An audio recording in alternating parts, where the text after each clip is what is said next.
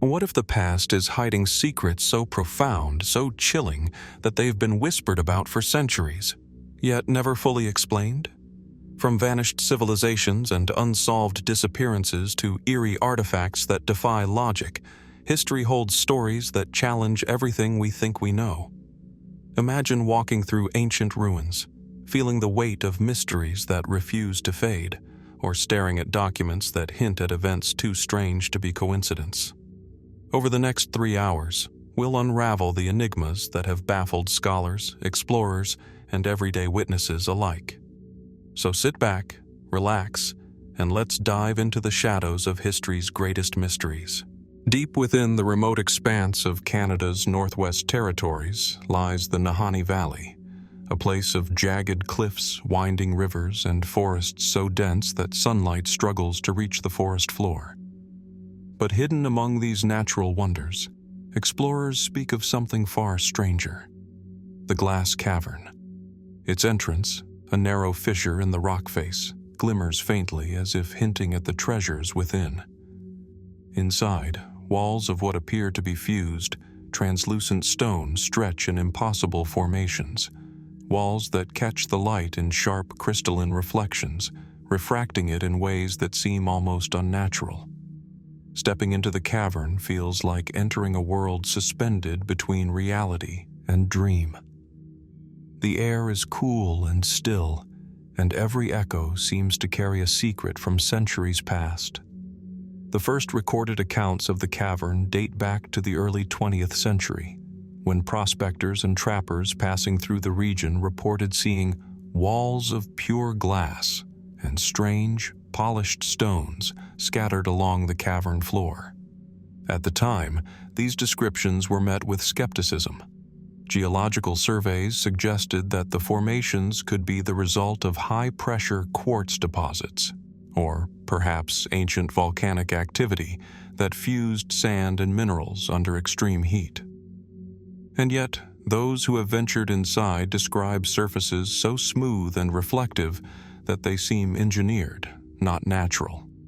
Some even speak of faint markings on the walls, scratches or etchings that vanish upon closer inspection, hinting at the possibility of human intervention, or perhaps something else entirely. Historians and geologists have tried to place the cavern in context. The Nahanni Valley has long been a region of mineral wealth and geological complexity, with deposits dating back hundreds of millions of years. Volcanic activity, glacial movements, and tectonic shifts could account for many of the unusual formations. Yet, the extreme clarity and geometric regularity of the glass-like walls continue to puzzle experts. How could nature sculpt such perfect angles, such reflective planes, in a landscape shaped primarily by chaotic forces? Some scientists suggest that the cavern's unique microclimate, combined with repeated cycles of heating and cooling, could gradually polish the walls over millennia. Others caution that human perception may be at play: light, shadow, and the cavern's echoing acoustics creating an illusion of perfection. Local indigenous communities have long held stories about the valley and its hidden wonders. Elders speak of the cavern as a place of spirit glass, a site touched by forces beyond the ordinary world. According to these oral traditions, the cavern has been a place of reverence for generations, though its precise location was rarely disclosed outside the community. Some of the tales describe faint, glowing figures seen in the reflective surfaces, or sounds echoing in patterns that resemble speech or song. To outsiders, these stories might seem fantastical, but they also hint at a long history of human engagement with the cavern, long before modern explorers arrived. Could the cavern have served as a sacred site, its glassy walls a canvas for rituals or messages meant to endure through time? Speculative theories have only deepened the allure of the glass cavern. Some suggest that the formations may be evidence of prehistoric technology, perhaps lost civilizations that mastered techniques far beyond what we attribute to early cultures in North America. Others venture into more fringe ideas. Could natural lightning strikes have fused minerals into sheets of glass over thousands of years, creating the cavern's extraordinary sheen? Or, some wonder, is it possible that meteorite impacts contributed to the crystallization, leaving behind a geological anomaly that blurs the line between natural and artificial? Every theory, no matter how grounded in science or speculation, struggles to account for the cavern's unnerving perfection and the subtle, inexplicable qualities noted by those who have entered its depths. Explorers often remark on the cavern's disorienting atmosphere. Light bends unpredictably across the surfaces. Reflections appear where there should be none. Tools and instruments sometimes behave oddly, compasses spinning without reason, cameras capturing shapes that vanish in the viewfinder. These anomalies may be explained by physics alone, refraction, magnetism, acoustics, but they reinforce the sense that the glass cavern exists on the threshold between the familiar and the unknown. Visitors leave with a profound respect for the site and a lingering question: what else might remain hidden in the folds of these ancient, glimmering walls? The glass cavern of Nahanni Valley resists easy explanation. Every geological survey, every photograph, every first-hand account seems to deepen the mystery rather than resolve it. Its presence reminds us that even in a world we think we understand, there are places that challenge our assumptions and defy our comprehension. Could the walls be purely natural, shaped by forces over millions of years? Or might there be traces of human hands, or even something entirely unexpected, woven into the very stone itself? As we linger on the edge of its entrance, peering into the depths where light fractures and echoes twist, we are left with a question as ancient as the valley itself. What secrets lie waiting, hidden behind the glass? From the remote wilderness of Canada, our journey takes us thousands of miles across continents to the bustling heart of Kerala, India, where an entirely different kind of mystery waits in the shadows of devotion. The Padmanabhaswamy temple, with its intricately carved gopurams and golden sanctum, is a marvel of Dravidian architecture. Pilgrims stream through its marble corridors, offering prayers to the reclining deity of Vishnu. Yet beneath this sacred, sun-drenched exterior lies a secret that has captivated historians, treasure hunters, and scholars alike: an unopened vault, known simply as Vault B. Unlike the glittering treasures visible in other chambers, this vault has remained sealed for centuries, its contents unknown, its lock untouched by human hands. The temple itself traces its origins back to at least the 8th century BC, though legends suggest that the site has been revered for far longer. Over time, several underground chambers were discovered, revealing an astonishing hoard of gold, jewels, and artifacts.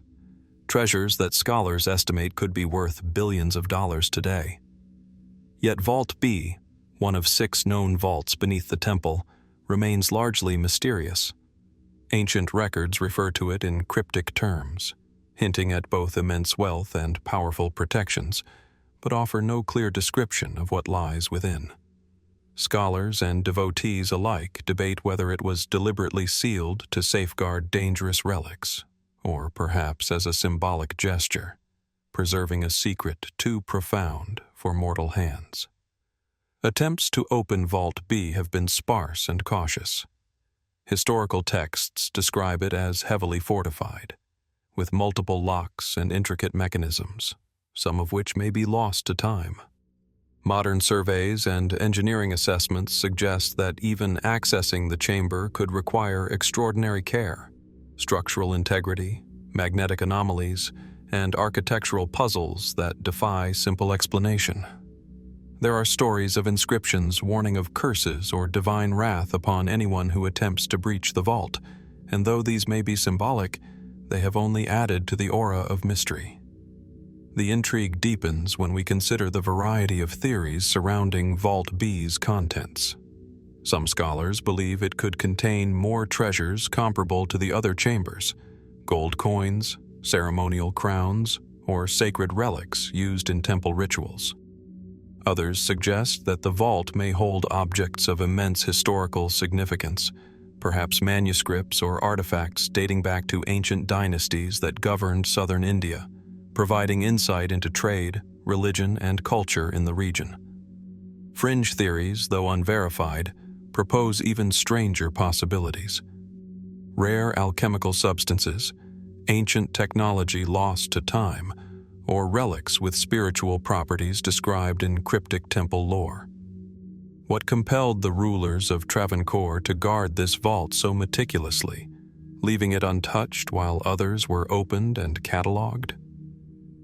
Local legends add another layer of fascination. Elders tell of guardians, both human and supernatural, who protect the sanctity of the chamber. Some accounts speak of unusual occurrences near the sealed door, sudden temperature drops, sounds of movement that vanish upon investigation, or the faint scent of incense in empty corridors. While skeptics attribute these experiences to psychology, acoustics, or environmental factors, they underscore the sense that Vault B exists as more than a simple storage space. It is a nexus where history, belief, and mystery converge. Researchers attempting to reconcile fact with folklore note that the temple itself was designed to reflect cosmic principles, with chambers aligned to cardinal directions and celestial events. Could Vault B's location be deliberate, a repository not just for wealth, but for knowledge, astronomy, or religious symbolism? Every measured step toward understanding only amplifies the questions. How much of the treasure was ever meant for human eyes, and how much was intended as a timeless testament to faith and ingenuity? As with the glass cavern of Nahanni Valley, Vault B challenges our assumptions. It reminds us that history often leaves gaps, spaces that resist our attempts to categorize, quantify, or fully comprehend. Some mysteries are protected by natural forces, others by human intention. And in the heart of the Padmanabhaswamy temple, behind layers of stone, metal, and legend, one of the greatest enigmas of the modern world remains silent. What secrets lie in that untouched chamber? Will they ever be revealed, or are some doors meant to stay closed, leaving us to wonder what wonders or warnings have endured through the centuries? From the hidden treasures of Kerala, our journey moves northward to a small, quiet town tucked into the mountains of northern Hungary. At first glance, Bokod appears unremarkable, a cluster of modest homes surrounded by rolling hills, farmland, and the dense greenery of the Matra Mountains. Yet beneath the surface of this tranquil village lies a secret that has captivated historians, archaeologists, and explorers alike: the buried stone city of Bokod. Unlike other archaeological sites, which present themselves through ruins or scattered artifacts, this city is largely invisible to the naked eye. Its streets, walls, and structures lie concealed beneath centuries of earth and vegetation, waiting for those daring enough to uncover its story. The earliest references to the site appear in local records from the medieval period, though folklore suggests that the city's origins may stretch back far beyond written history. Some sources propose that Bokod was once a thriving settlement, perhaps dating to the first millennium BC, inhabited by people whose skills in masonry and urban planning rivaled those of larger, better documented civilizations. The stonework that has been partially excavated hints at careful construction: walls of cut stone, terraces that follow the contours of the hills, and streets aligned in patterns that suggest deliberate design rather than random expansion. Yet the city's purpose, its culture, and even the reasons for its disappearance remain shrouded in mystery. Mainstream archaeological studies suggest a few plausible explanations. Soil erosion, landslides, or seismic activity over centuries could have buried the city beneath layers of sediment, leaving only fragmented remnants visible. Some scholars argue that Bokod may have been abandoned due to economic decline, environmental pressures, or conflict, after which the land gradually reclaimed the structures. Ground-penetrating radar and preliminary surveys have revealed geometric patterns beneath the earth, evidence of streets and what may be foundations of public buildings or defensive walls. But even with these clues, the scale of the city and the details of daily life there remain frustratingly elusive. The mystery deepens when we consider the more unusual features of the site. Locals speak of areas where stone structures rise just above the surface, forming strange, almost sculptural shapes, yet resist straightforward interpretation. In some locations, there appear to be terraces or platforms whose angles suggest astronomical or ritual significance. Could the city have been aligned to track celestial events, as seen in other ancient settlements across Europe? Or were these features purely functional, designed to manage water, agriculture, or defense? Every excavation seems to yield more questions than answers, each stone hinting at a story that the written record cannot confirm. Speculative theories abound, adding layers of intrigue to an already enigmatic site. Some researchers propose that Bokod may have been a regional center of trade, connecting communities across the Carpathian Basin with distant lands. Others suggest that its stone constructions could have served as a sanctuary or refuge, perhaps built to withstand natural disasters or invading forces. Fringe ideas, though unverified, suggest something even stranger, that the city was deliberately buried by its inhabitants to protect sacred knowledge or treasures, or that it was the site of an unknown civilization whose existence has been largely erased from history. While there is no concrete evidence to support these theories, they reflect the deep fascination that the city inspires, a sense that beneath the soil lies something extraordinary, waiting to be revealed. Explorers and historians who have attempted to map the buried city often speak of a peculiar atmosphere. The air feels dense, almost heavy with the weight of centuries. Stones that rise above the Earth's surface appear unnaturally smooth, as though shaped by hands rather than erosion. Shadows fall across terraces in patterns that seem deliberate, and the occasional discovery of artifacts, a fragment of pottery, a carved stone, suggests that human activity was once far more extensive than the surface indicates. These hints of life, carefully preserved beneath layers of soil, evoke a sense of awe. A city frozen in time, hidden not by accident, but perhaps by design. The buried stone city of Bokod invites us to question the nature of history itself. What stories have been lost to the soil? How many civilizations, flourishing and sophisticated, have slipped from collective memory, leaving only traces beneath our feet? Unlike sites that present themselves in dramatic ruins, Bokod demands patience, careful observation, and a willingness to consider both the tangible and the speculative. Its silence is as compelling as any artifact, and its obscured streets challenge us to imagine a vibrant community that once existed, now hidden beneath layers of earth, stone, and time. As we stand above the fields of Bokod, imagining streets where children once played, markets that once bustled, and stone walls that echoed with the footsteps of countless lives, one question lingers. What else remains buried beneath the hills, waiting for someone to uncover it? And more importantly, what might these hidden stones reveal about the people who built them and the forces, natural or human, that ensured their city would disappear from sight? Like the glass cavern of Nahanni Valley and the unopened vault beneath Padmanabhaswamy Temple, Bokod reminds us that history is not only written in texts or displayed in treasures. Sometimes it lies silently beneath our feet, whispering to those who are willing to listen. From the hidden streets of Bokod, where stone lies buried beneath centuries of earth, our exploration now moves to a landscape that appears, at first glance, entirely devoid of life. Vast, stark, and dazzlingly white, the Salar de Uyuni in Bolivia, or its lesser-known counterparts across the globe's salt deserts, stretches to the horizon like a frozen ocean of crystals. But within this blinding expanse lies a secret that has puzzled archaeologists, explorers, and anthropologists for decades. Skeletons, unearthed in patterns that defy expectation, whispering of lives abruptly ended and stories never fully told. Salt deserts are among the most extreme landscapes on Earth. By day, the sun reflects off the surface with a brightness that can be disorienting, and by night, temperatures plummet with a suddenness that strips the air of warmth. In this inhospitable environment, preservation takes on a unique quality.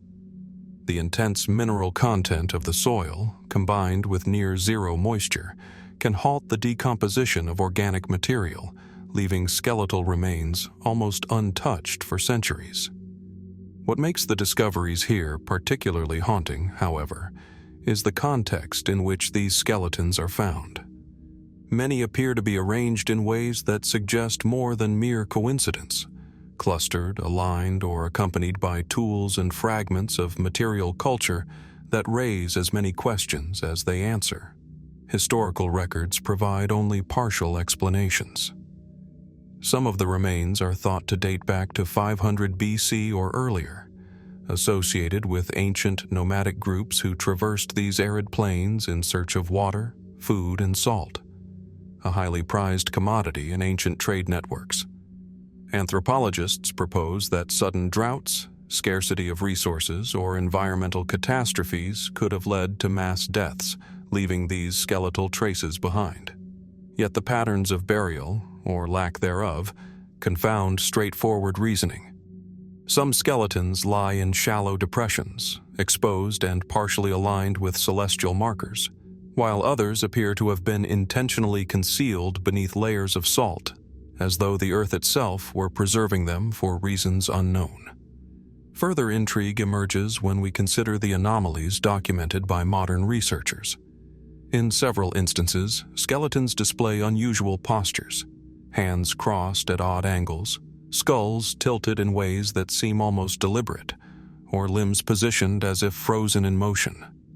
Forensic studies suggest that while some of these positions may be explained by the settling of sediment or the crystallization of salt around the bones, others resist such simple interpretations. Could these arrangements reflect cultural practices, rituals, or even forms of communication lost to time? Or might they indicate something more enigmatic, a series of events that unfolded rapidly and left little trace beyond the skeletal remains themselves? Theories about the skeletons beneath the salt desert range from the plausible to the extraordinary. Scholars largely focus on natural causes, extreme climate events, infectious disease, or accidents during the transportation of goods across the harsh terrain. Evidence supports episodic migrations through these regions, and salt deserts are known to have claimed countless lives over millennia. Yet some researchers note anomalies that suggest the influence of human choice. Certain skeletons have been found near arrangements of stones or artifacts that might hint at ceremonial significance, while others appear near natural formations in patterns that align with solstices or cardinal directions. Could these skeletal placements be intentional, a coded message of some sort, preserved in the unforgiving salt? Fringe interpretations, though unverified, have captured public imagination. Some suggest that the desert may be hiding evidence of prehistoric catastrophes, from unknown meteor impacts to seismic events that killed large groups simultaneously. Others speculate that these skeletons could hint at encounters between ancient civilizations or even unknown peoples whose histories were erased by time. Each theory, regardless of its plausibility, underscores the unsettling quality of these deserts, a landscape that is both starkly lifeless and eerily alive with remnants of human existence. Explorers describe the experience of walking among these remains as deeply affecting. The vast whiteness of the desert amplifies every sound and shadow, and the skeletal fragments glint like shards of ice under the sun. There is a sense of displacement, of being a witness to moments frozen in time, yet utterly removed from their context. Scientists note the meticulous work required to excavate and document these sites. Even a single bone may provide insight into diet, disease, or ancestry, while the arrangement of multiple skeletons could reveal patterns of migration, conflict, or ritual practice. Every new discovery seems to deepen the mystery rather than resolve it, reinforcing the notion that the desert itself guards its secrets with a silence that is almost sacred.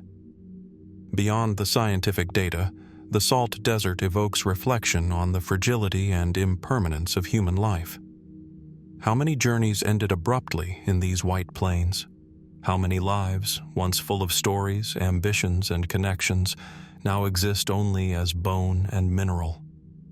And perhaps most haunting of all, why were some skeletons left seemingly untouched, while others were deliberately buried, concealed, or arranged in ways we cannot yet understand?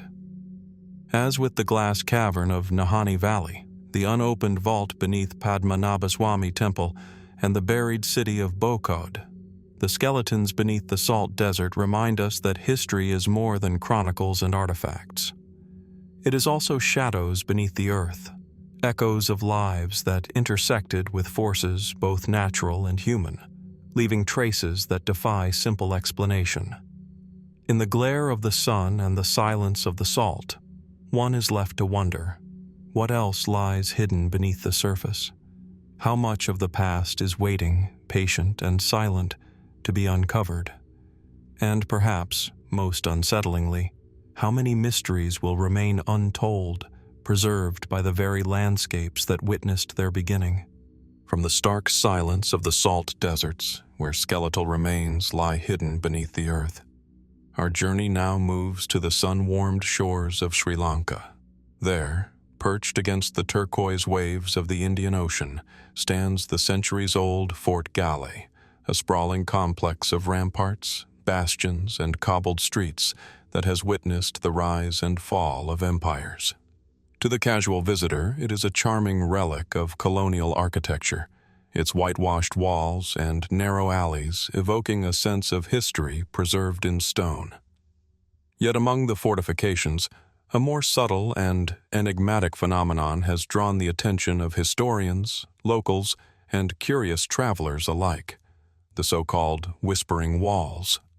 The fort itself traces its origins to the 16th century, when Portuguese traders first fortified the harbor, later expanded and rebuilt by the Dutch, and maintained by the British. Its walls were designed for defense, their thickness and angles calculated to withstand cannon fire and repel invaders. But those same walls, centuries later, have acquired an almost supernatural reputation. Visitors and guides speak of moments when ordinary conversation, murmured in one section of the fort, carries across corridors, tunnels, or passages in ways that seem physically impossible. Words are heard clearly in distant corners, while in other areas, sound vanishes completely, swallowed by silence. How could stone, centuries old and weathered by salt-laden winds, transmit speech with such clarity in some places and yet dampen it in others? Acoustical studies offer some insight, yet fail to explain the full effect. Certain architectural features, arched ceilings, narrow passageways, and thick masonry, can create channels for sound to travel in unexpected ways.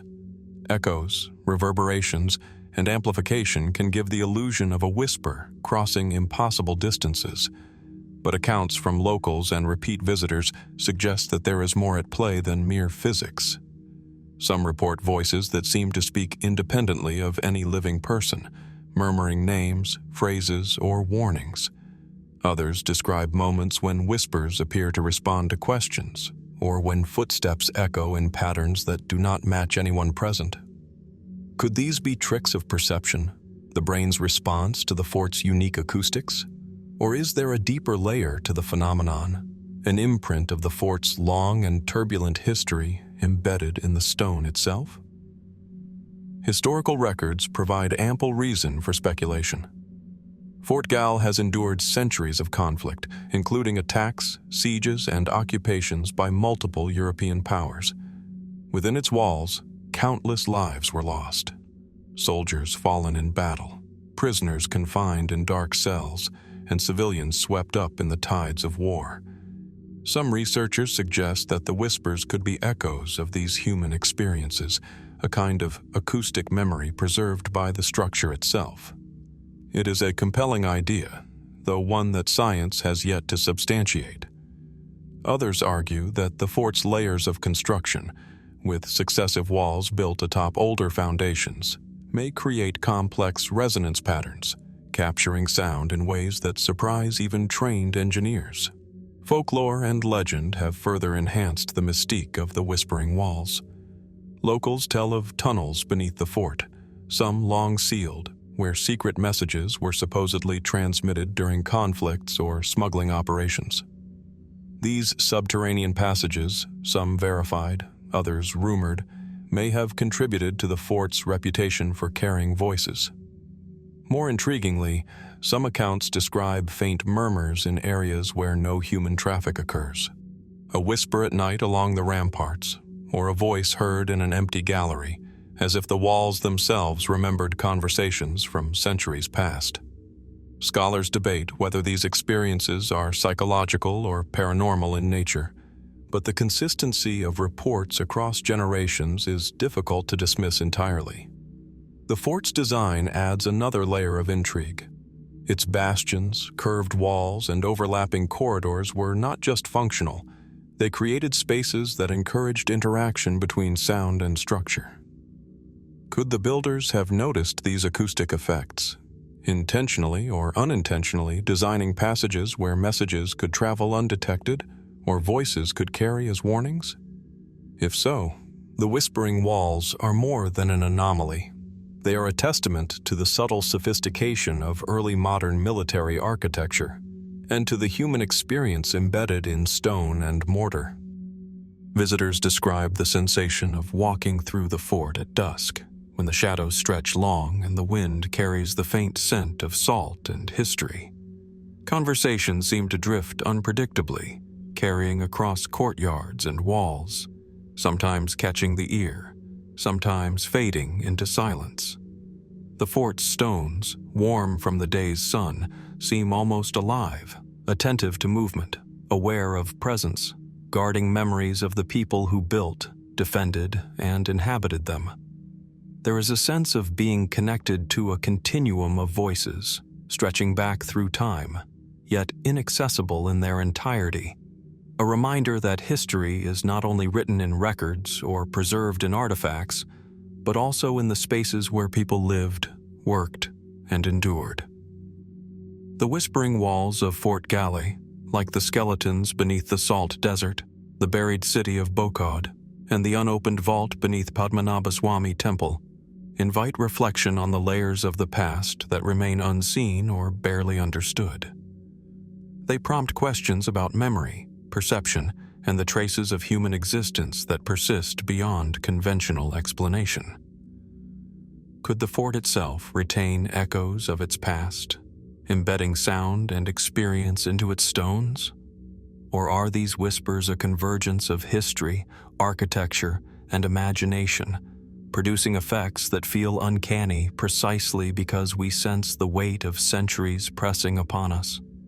Standing within Fort Galle's walls, one cannot help but ask, how many stories remain trapped in these stones? How much of the fort's past, its triumphs, fears, and tragedies, can be sensed but not fully heard? And in listening, even faintly, are we hearing only echoes, or something more? A whisper that bridges the centuries, inviting us to wonder what is still hidden within the fort's enduring stones. From the sun-baked stones and whispered echoes of Fort Galle, our journey now moves to the shadowed forests of England, to a place where sunlight filters hesitantly through dense canopies, and the air carries the scent of damp earth and fallen leaves. Clapham Wood near Bedfordshire seems ordinary at first glance, a tranquil woodland frequented by walkers, birdwatchers, and those seeking quiet from the bustle of nearby towns. But beneath its serene exterior lies a story of disappearance, secrecy, and the unnerving sense that the forest itself may have swallowed something human and inexplicable, the mysterious vanishing of a small, elusive cult that lived on its fringes. The Clapham Wood Cult, known to locals as a group of individuals drawn together by esoteric beliefs and ritualistic practices, first came to public attention in the 1970s. The group's members were said to engage in ceremonies under the cover of trees, guided by a charismatic figure whose influence was difficult to measure and whose origins remain murky. Eyewitnesses reported occasional gatherings, chants, torches flickering in the night, and symbols carved into bark. But the cult kept itself largely hidden, slipping in and out of public consciousness like shadows at dusk. Despite repeated attempts by authorities and journalists to understand them, details were scarce, and even the exact number of participants remained unclear. Historical records, police files, and local reports suggest that the cult's activities were enigmatic rather than overtly criminal. The woodland served as both sanctuary and stage. Rituals were performed in glades shielded from view, and paths were chosen to avoid the intrusion of outsiders. Archaeologists and anthropologists studying similar movements note that woodland cults often blend elements of folklore, mysticism, and ritualized symbolism, creating communities that exist on the margins of recognized society. But in Clapham Wood, the group's disappearance was abrupt and total. Members seemingly evaporated into the forest, leaving behind no clear trace. How could an entire group, no matter how small, vanish so completely in an area monitored by locals and authorities? Theories abound, some grounded in known phenomena, others veering toward speculation. One possibility is that the cult dispersed voluntarily, retreating deeper into isolation or relocating to other areas, motivated by fear of scrutiny or legal consequences. Another suggests that accidents or natural hazards in the forest, sinking bogs, sudden flooding, or encounters with wildlife, may have claimed lives in ways that left minimal evidence. Yet the complete absence of physical traces, such as personal belongings, footprints, or makeshift shelters, challenges conventional explanations. For those who witnessed the group or investigated the site, the forest itself seems to resist human intrusion, absorbing what should be visible and leaving only whispers of events long past. Local folklore has become intertwined with the facts. Some villagers speak of Clapham Wood as a place touched by something otherworldly, where time and direction can feel distorted. There are tales of hearing chanting where no one is present, of shadows that move independently of wind or light. Skeptics attribute these stories to overactive imaginations, heightened by the knowledge of disappearances. But the consistency of certain details, the locations of clearings, the arrangement of carved symbols, the timing of observed rituals, suggests that even if embellished, they may reflect patterns rooted in reality. Could the cult have understood the forest in ways outsiders cannot? Were their movements, rituals, and eventual disappearance guided by knowledge of terrain, psychological insight, or something else entirely? The enigmatic leader of the cult remains one of the most compelling mysteries. Referred to in fragments of reports only by nicknames or initials, this figure is described as persuasive, intelligent, and capable of exerting an unusual influence over followers. Some researchers argue that psychological dynamics within such groups can produce strong bonds, compelling members to act in ways that outsiders find baffling. Yet even with these insights, the total disappearance defies standard patterns observed in similar communities. Where did they go? And why did they leave no sign, no message, no evidence of departure? Further complexity arises from unexplained phenomena noted by investigators and local witnesses. Some speak of strange sounds at night, low hums, repetitive tapping, or whispers that seem to emanate from the trees themselves.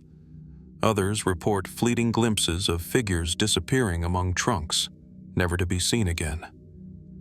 While these accounts may be interpreted as psychological projection or coincidence, they contribute to a palpable atmosphere of mystery, one that lingers even decades later. For those who study human behavior, the Clapham Wood case challenges assumptions about movement, concealment, and the capacity for a group to exist at the edges of perception. Walking through Clapham Wood today, one feels an uncanny sense of both absence and presence. The forest is vibrant, alive with the rustle of leaves and calls of wildlife, yet it carries the memory of human activity that no longer exists. Paths wind into shadows, clearings appear and vanish, and the mind is drawn to imagine the rituals, the people, and the choices that led to their disappearance. The forest does not reveal its secrets easily. It preserves them, leaving historians, anthropologists, and the curious alike to wonder, hypothesize, and imagine. The vanishing of the Clapham Wood cult, like the skeletons beneath the salt desert, the whispering walls of Fort Galle, the buried city of Bokod, and the unopened vault beneath Padmanabhaswamy temple, reminds us that history is as much about the unseen as the seen. It challenges our assumptions about time, space, and human behavior, leaving gaps that beckon the imagination and caution the mind. How much of human activity vanishes without trace, absorbed into the landscapes we think we understand? And in a quiet forest, where shadows lengthen and the wind carries murmurs we cannot fully interpret, are we merely witnessing the absence of people, or the enduring presence of something far more elusive? From the shadowed forests of Clapham Wood, where human presence once vanished into silence, our journey takes us to the rolling plains of southeastern Turkey, near the ancient borderlands of what was once the kingdom of Patina. There, atop a modest hill, lies Tel Tayinat, a site layered with the remnants of civilizations that thrived millennia ago. Among its many archaeological treasures, one artifact has quietly captured the attention of historians and visitors alike. A single broken column, standing apart from its original structure, weathered by centuries yet somehow commanding attention, as if it holds a story the rest of the ruins cannot tell. Tel Tayinat has been inhabited for thousands of years, with settlements dating back to at least 2000 BC. It served as a regional hub for trade, religion, and administration, connecting the civilizations of Anatolia with Mesopotamia and the Levant. Excavations over the past century have revealed palaces, temples, and fortifications, each layer telling a story of conquest, adaptation, and survival. Yet among these well-studied structures, the broken column remains enigmatic. Unlike other artifacts, which can be catalogued, reconstructed, or contextualized, this solitary fragment resists easy interpretation. Its base is embedded in the earth, its shaft fractured cleanly in the middle, and its surface etched with symbols that are worn but still discernible, a silent witness to events long forgotten. Archaeologists suggest that the column was once part of a temple complex or monumental hall, its height and ornamentation intended to convey power, authority, or divine presence. Similar structures in the region served both ceremonial and symbolic functions, aligning with astronomical events or reinforcing social hierarchies. Yet the abrupt break in this column raises questions. Was it damaged in an earthquake, common in this tectonically active region, or intentionally destroyed by invading forces seeking to erase the legacy of those who came before? Could the fracture itself carry a meaning, perhaps a ritualized act of closure, or a deliberate statement by its creators or destroyers? The evidence offers tantalizing hints, but no definitive answers. Further intrigue lies in the inscriptions and carvings along the column's remaining shaft. Scholars have identified markings reminiscent of early Iron Age scripts, though some details defy translation. Certain symbols appear to be repeated elsewhere on the site, yet their precise purpose is unclear. Were they dedicatory inscriptions, records of victories, or a coded message whose key has been lost to time? The column's location, slightly removed from the central ruins, adds to the mystery. Why was it left standing while neighboring structures fell into ruin or were dismantled? Its isolation amplifies the sense that it was meant to endure, to convey a presence even after the surrounding buildings had vanished. Speculative theories, though unverified, have emerged alongside mainstream archaeology. Some suggest that the column may have served as a celestial marker, aligned to the solstice or equinox, guiding rituals or calendrical observances. Others propose that it was a monument to a figure or event erased from other records, a solitary witness to history deliberately hidden from the wider narrative. More fringe interpretations imagine connections to lost technologies or unknown knowledge encoded in its carvings, though these remain conjectural. What unrecorded purposes or meanings might the column preserve? What stories did it observe that were never written in clay tablets or inscribed on palace walls? Excavators describe a peculiar sensation when standing beside the broken column. The wind moves through its crevices in ways that almost carry sound, whispering faintly across the site. Shadows stretch across its fractured surface at sunrise and sunset, shifting subtly in patterns that suggest intentionality, yet no one knows if this was by design or coincidence. Photographs capture faint lines that are invisible to the naked eye, and for some researchers, the column seems to possess an almost magnetic presence, drawing attention to details easily overlooked in the surrounding ruins. Its quiet persistence challenges observers to contemplate not just its physical history, but the intangible one it seems to hold. The broader context of Tel Tayinat further deepens the mystery. The site witnessed waves of conquest, including the rise of Neo-Hittite states, the incursions of Assyrian forces, and later integration into broader empires. Destruction and rebuilding occurred repeatedly, and yet the column remained, fractured but upright. Could it have survived these upheavals due to sheer accident, or was its preservation intentional, an act of reverence or defiance? Its endurance hints at a story untold, a message frozen in stone that resists the passage of time. Standing before the broken column, one is struck by a sense of both continuity and absence. It is a fragment, yet it commands attention as if it contains the essence of a larger structure, a civilization, and perhaps even an idea or belief that has been lost to history. Like the vanished members of the Clapham wood cult, the whispering walls of Fort Galle, the skeletons beneath the salt desert, the buried city of Bokod, and the unopened vault beneath Padmanabhaswamy temple, the broken column challenges our desire for complete understanding.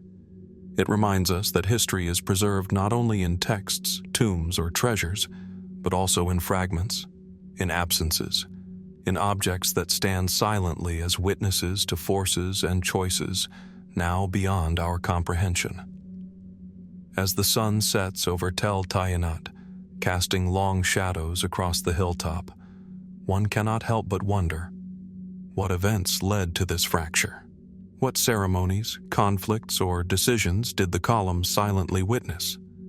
And more profoundly, what other remnants of knowledge, observation, or artistry lie hidden in the ruins around it, waiting for someone to piece together stories that have been buried by time but never entirely lost? From the broken stones of Tel Tayinat, standing as silent witnesses to civilizations lost in time, our journey now leads northward, deep into the rugged expanse of the Ural Mountains. Here, among dense pine forests, rocky outcrops, and winding rivers, lies a discovery that has baffled archaeologists, geologists, and explorers for decades: the Ural spiral artifacts. At first glance, these objects appear deceptively simple: metallic spirals, coiled with precision, found scattered across remote plateaus and occasionally embedded in ancient rock layers. Yet their age, composition, and purpose remain enigmatic, hinting at knowledge and craftsmanship far ahead of what we expect for their context. The first documented finds of the Ural spiral artifacts emerged in the late 20th century, when local miners and geologists stumbled upon spirals partially fused into stone deposits. Subsequent investigations revealed that these spirals vary in size, from small, delicate coils barely 2 centimeters across to larger, more robust spirals exceeding a foot in diameter. Their metallic surfaces, often composed of alloys difficult to replicate even with modern techniques, are unusually resistant to corrosion, raising questions about how they survived the harsh climate and erosion of the region for potentially thousands of years.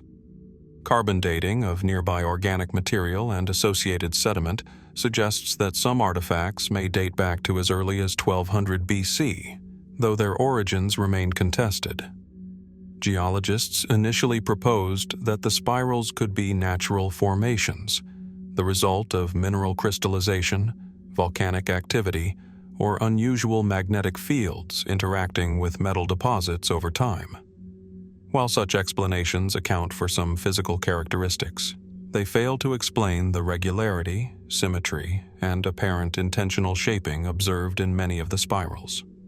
In some cases, the coils are layered with uniform thickness, tapering at precise intervals, and exhibit patterns consistent with deliberate design rather than random geological processes. Could these be tools, ornaments, or perhaps something far more abstract, a form of symbolic expression whose meaning is lost to time? Archaeologists also note the context of their discovery. Many spirals are found near ancient habitation sites, burial mounds, or remnants of proto-urban settlements, suggesting that humans encountered them long ago. Some researchers speculate that the artifacts may have been used for ritual purposes, as offerings, or as instruments of unknown function.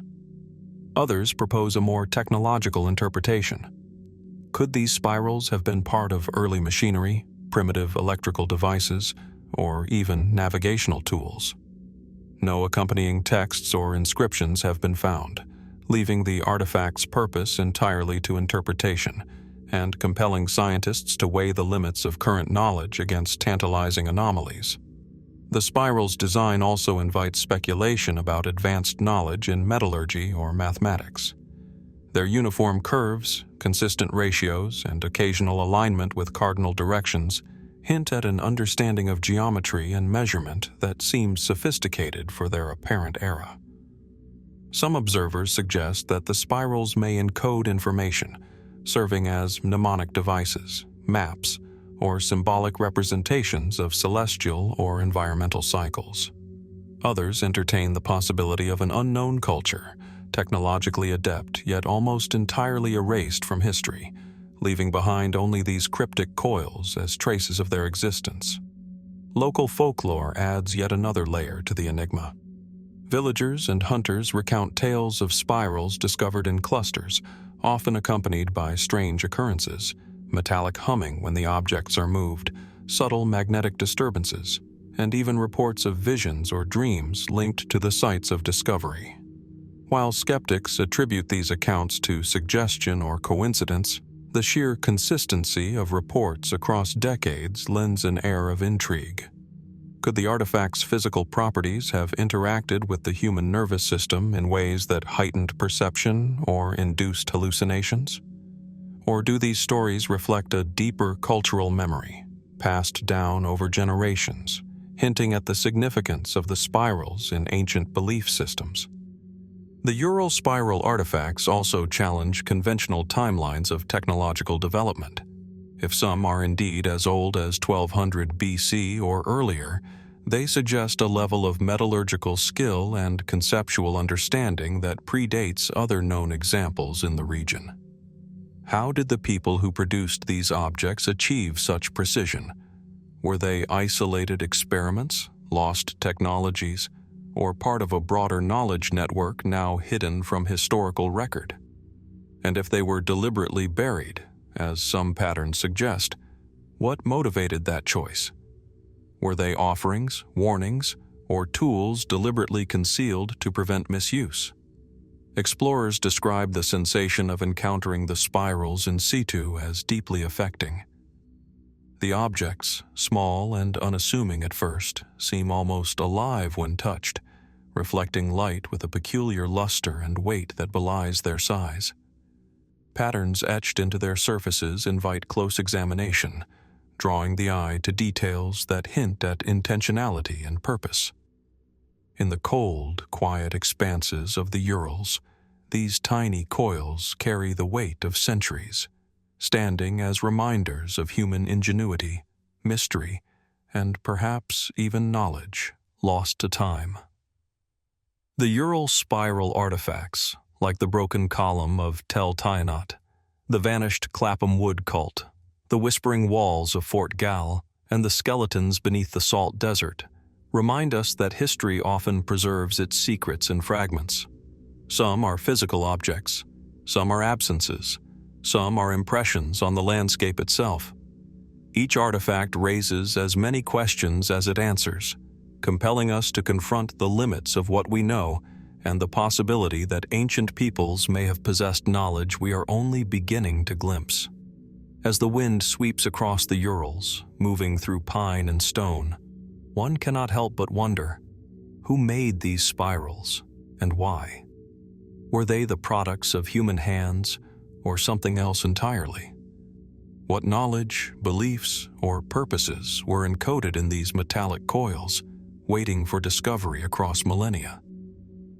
And how many more artifacts, silently preserved beneath rock and soil, remain to challenge our understanding of history, technology, and the human imagination? From the spiraled coils of the Urals, where the precision of human hands meets the enigma of ancient knowledge, our journey now leads to the heart of West Africa, to a region of lush forests, winding rivers, and sun-baked savannas. Here, in the vicinity of Djetisoko, archaeologists have uncovered an artifact unlike any other, a collection of human skulls, carefully adorned with masks, some carved of stone, others molded from clay or covered in intricate metalwork. At first glance, they might appear macabre, yet these masked skulls offer a window into a practice both deliberate and mysterious, blending ritual, artistry, and perhaps beliefs that remain unfathomable to modern observers. The discoveries at Djetisoko emerged gradually, beginning in the late 20th century, when small-scale excavations revealed burial mounds containing skeletal remains. Among these, certain skulls stood out. Each had been modified post-mortem, fitted with masks or protective coverings that preserved, decorated, or transformed their appearance. The masks are not uniform. Some are geometric, others almost lifelike, with eyes and mouths rendered in astonishing detail. The craftsmanship suggests not only technical skill, but a symbolic language, a deliberate effort to preserve identity, convey status, or communicate with forces beyond the visible world. Radiocarbon dating and stratigraphic analysis suggest that these burials may span a wide time frame, potentially from 800 BC to 200 BC, though precise chronology remains debated. The skulls were interred in contexts that appear carefully organized, sometimes arranged in circular patterns or aligned with cardinal points, suggesting ritual significance. Archaeologists propose that these practices were linked to ancestor worship, protective rites, or ceremonies intended to honor the dead while influencing the living. Yet, even with these interpretations, much about the masked skulls remains elusive. Why were some skulls adorned while others were left bare? What criteria dictated the selection, and what beliefs guided the artisans who created these haunting masks? Mainstream explanations point to cultural traditions of mortuary modification observed across West Africa and other parts of the world. In some societies, altering the appearance of the skull through masks, decoration, or other means served to maintain spiritual connection, convey social hierarchy, or ensure safe passage of the deceased into the afterlife. Yet the masked skulls of Djetisoko possess features that challenge conventional understanding. Certain masks incorporate rare metals, inlays, or pigments that do not appear locally available, hinting at long-distance trade or extraordinary craftsmanship. Others display symbolic motifs not seen in contemporaneous cultures nearby, leaving questions about influence, migration, or shared knowledge across regions. The patterns of placement further deepen the mystery. Some skulls were found in pairs, facing one another, while others were oriented toward natural landmarks, rivers, hills, or particular trees. Could these alignments reflect spiritual beliefs tied to the landscape, astronomical observation, or a cosmology now lost to time? In some cases, traces of pigment or ritual residue suggest ceremonies conducted long after the initial interment, implying that the skulls continued to play a role in community life, even centuries after death. The layers of human interaction, both living and dead, give the site an eerie, almost sentient presence, as if memory itself were embedded in bone and mask. Speculative theories, though not verified, have arisen alongside scientific study.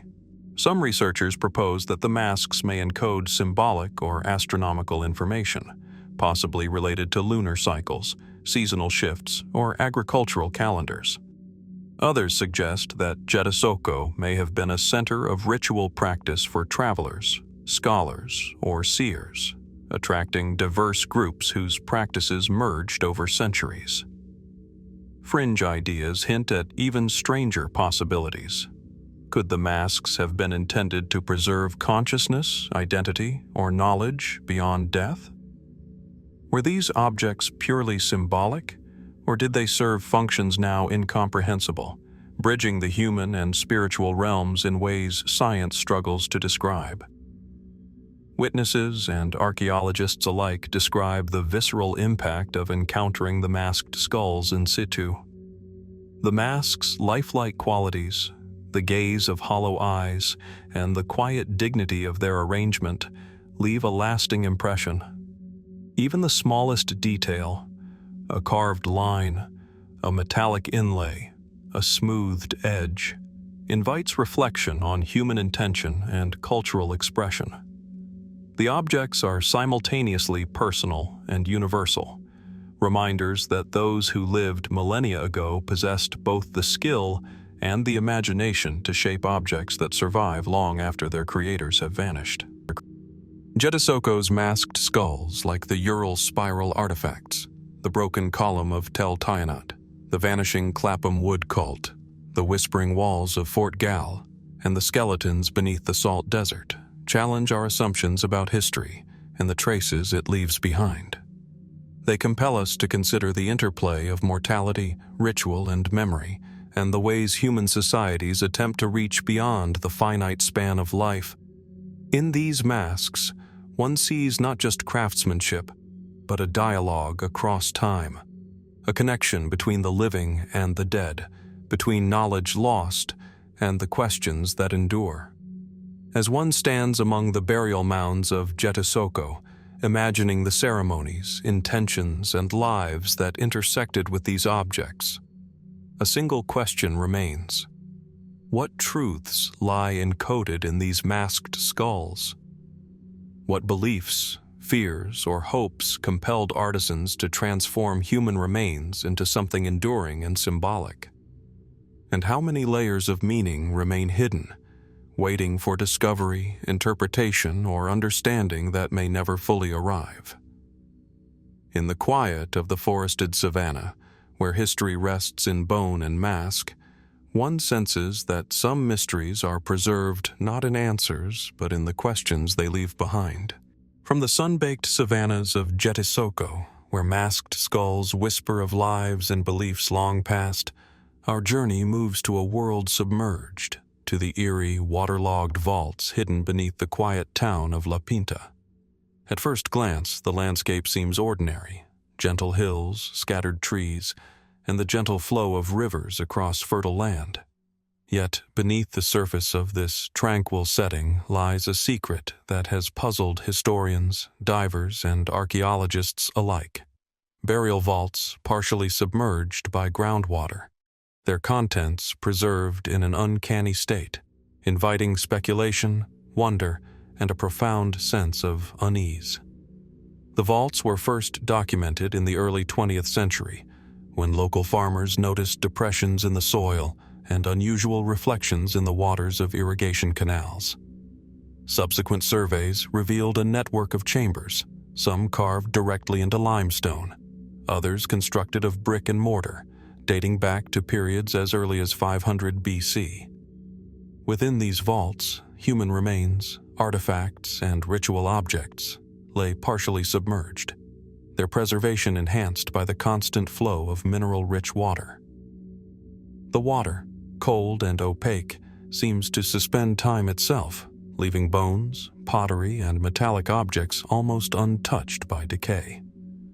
Archaeologists studying La Pinta suggest that these burial practices were deliberate, part of a funerary tradition designed to protect, honor, or purify the deceased. Water has long held symbolic significance in human culture: purification, transition, and passage between worlds. Yet the scale and method of submersion at La Pinta are unusual. Some vaults are entirely flooded, with skeletal remains aligned in patterns that suggest intentional arrangement. Others show traces of offerings, pots, jewelry, and tools placed alongside the dead. How did these early peoples choose which bodies or objects to submerge? Were some meant to be hidden, others preserved, or all intended to participate in a ritual we can barely imagine? Mainstream explanations point to practical and environmental factors. La Pinta sits atop an area of high water tables and underground springs. Periodic flooding could have contributed to the vault's inundation, and the construction techniques may have been adapted to these conditions. Some suggest that the vaults were originally dry, with rising groundwater gradually transforming them into submerged crypts. Yet, even allowing for natural causes, the meticulous arrangement of remains and artifacts implies an understanding of water's preservative properties. Could these ancient communities have intentionally harnessed the flow of water to ensure that the dead remained undisturbed, protected from scavengers and decay? The mysteries deepen when one examines the artifacts themselves. Some pottery fragments display symbols not found in neighboring regions, and certain metallic objects, ornaments, tools, or ceremonial implements exhibit craftsmanship that suggests advanced metallurgical knowledge. Occasionally, carvings in the stone walls depict stylized aquatic motifs, spirals, waves, and flowing patterns that may indicate symbolic or spiritual significance. Were these vaults part of a broader religious system, a localized belief in water as a liminal space between life and death? Or were the symbols purely decorative, their meaning now lost to the passage of time? Speculative theories, though not verified, have gained traction in both academic and popular circles. Some suggest that the vaults were used for secret rites, known only to a select group, whose knowledge was intentionally concealed from outsiders. Others propose that the water itself may have had a ritual or technological purpose, perhaps as a method of preserving knowledge or objects in a medium that resists decay, or even as an early form of chemical preservation. Fringe interpretations speculate on more extraordinary possibilities. Could these vaults have been part of a network of sacred sites, aligned with celestial events, or designed to channel energy through the earth and water? While such ideas remain conjectural, they underscore the enigmatic allure of La Pinta. Divers and researchers who have explored the vaults describe a profound atmosphere. The water is cold, nearly still, yet carries the sensation of motion across the submerged chambers. Objects that appear ordinary at the surface take on an uncanny vitality beneath the water.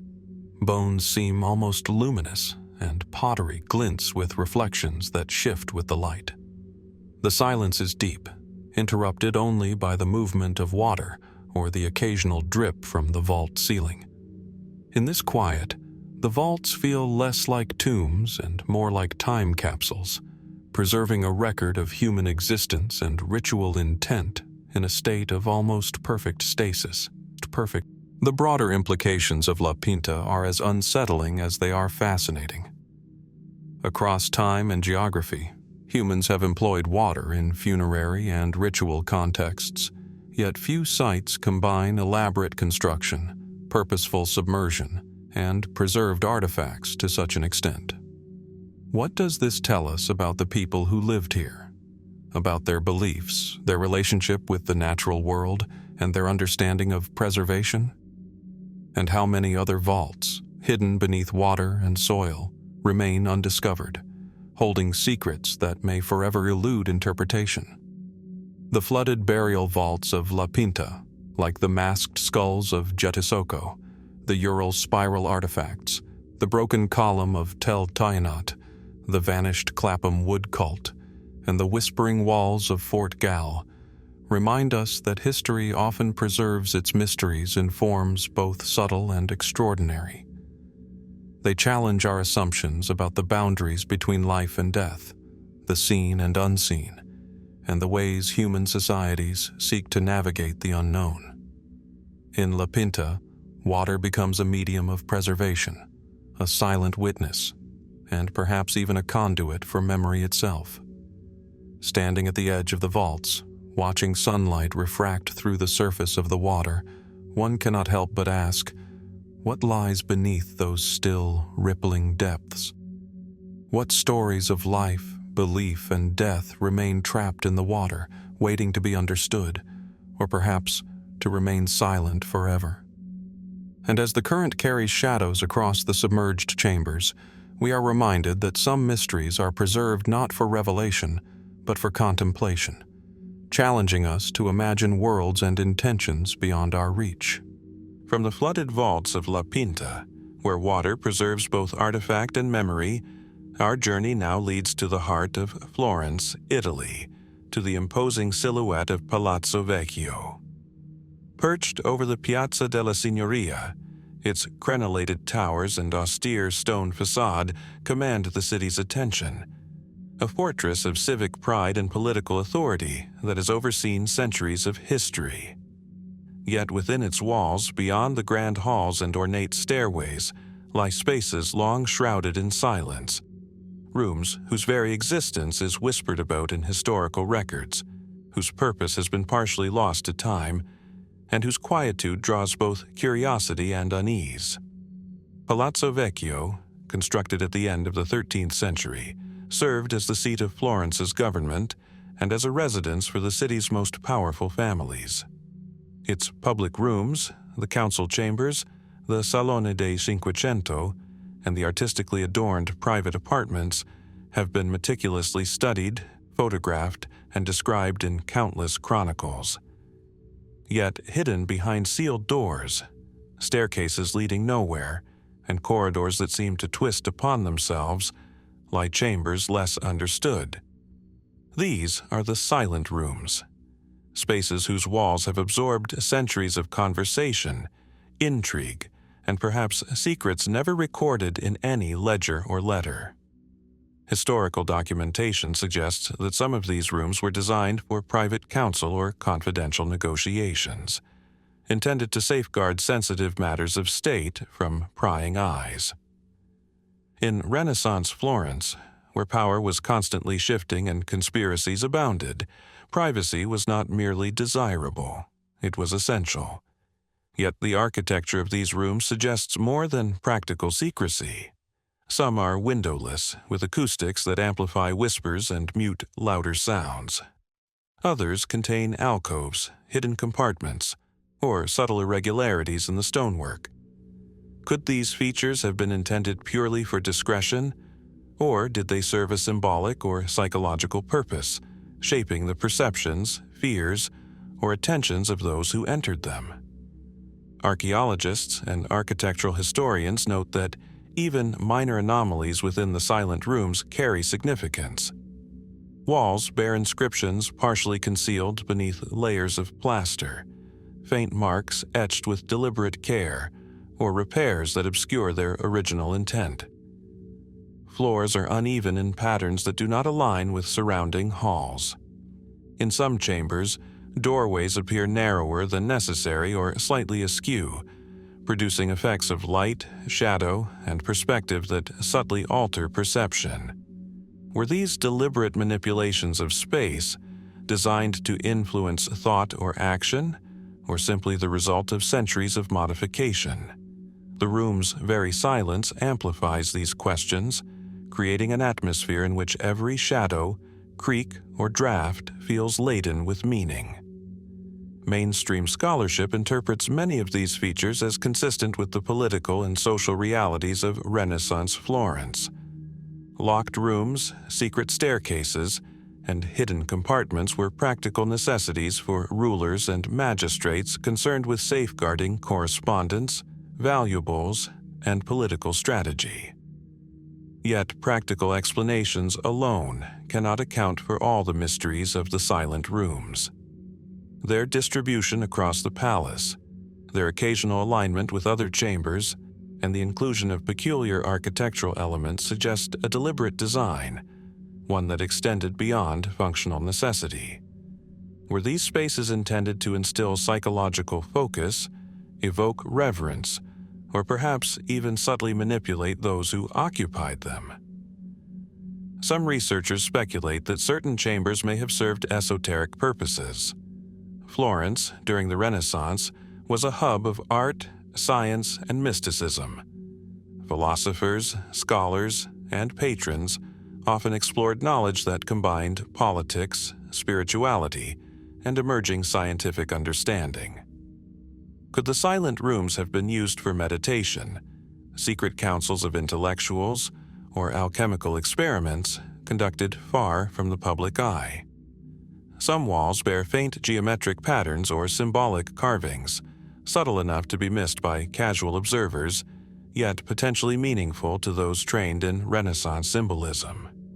Might these spaces have been designed to hold not only physical secrets, but also intellectual or spiritual ones, where knowledge was protected as carefully as coin or contract? Visitors to Palazzo Vecchio often describe the silent rooms as possessing an uncanny presence. The air feels heavier here, the echoes oddly distorted, footsteps softened as if absorbed by the stone itself. Even guides familiar with the palace report a sensation of time stretching or compressing in these chambers, of moments lingering longer than elsewhere in the building. Some describe an almost tangible weight to the silence, a sensation that the walls themselves are remembering, holding traces of conversations and decisions that are no longer audible yet still resonant. The experience is less about fear and more about awe, an encounter with human intention preserved in architecture and atmosphere. Further intrigue emerges from the palace's history of renovations and restorations. Over the centuries, rulers and civic authorities repeatedly altered rooms, sometimes merging spaces, sealing off passages, or repurposing chambers entirely. In many cases, traces of previous use remain. Faint outlines of removed doors, hidden hinges, or filled-in niches. These layers of change complicate efforts to understand the original function of each silent room.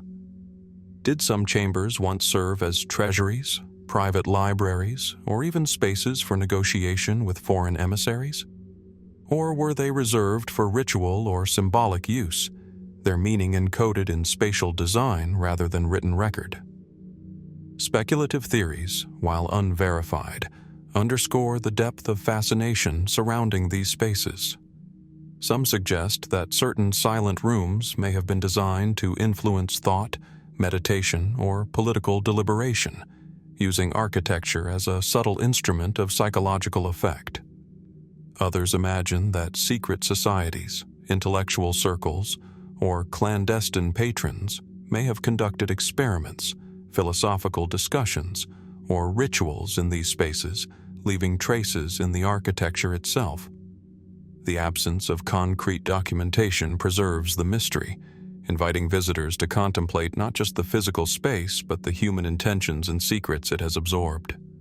The silent rooms, like the flooded vaults of Pinta, the masked skulls of Djetisoko, the Ural spiral artifacts, the broken column of Tayinat, the vanished Clapham wood cult, and the whispering walls of Fort Galle, remind us that history is as much about what is hidden as what is revealed. They challenge our understanding of space, memory, and human behavior, and they invite reflection on the ways power, secrecy, and knowledge intersect across time. In Palazzo Vecchio, silence is not absence, it is presence, a medium through which centuries of human experience, decision-making, and artistry continue to resonate. Standing in one of these dimly lit chambers, listening to the faint murmur of the city outside and feeling the weight of stone and shadow, one cannot help but wonder, what stories unfolded within these walls, and how much of that history has been deliberately hidden, forgotten, or absorbed into the architecture itself?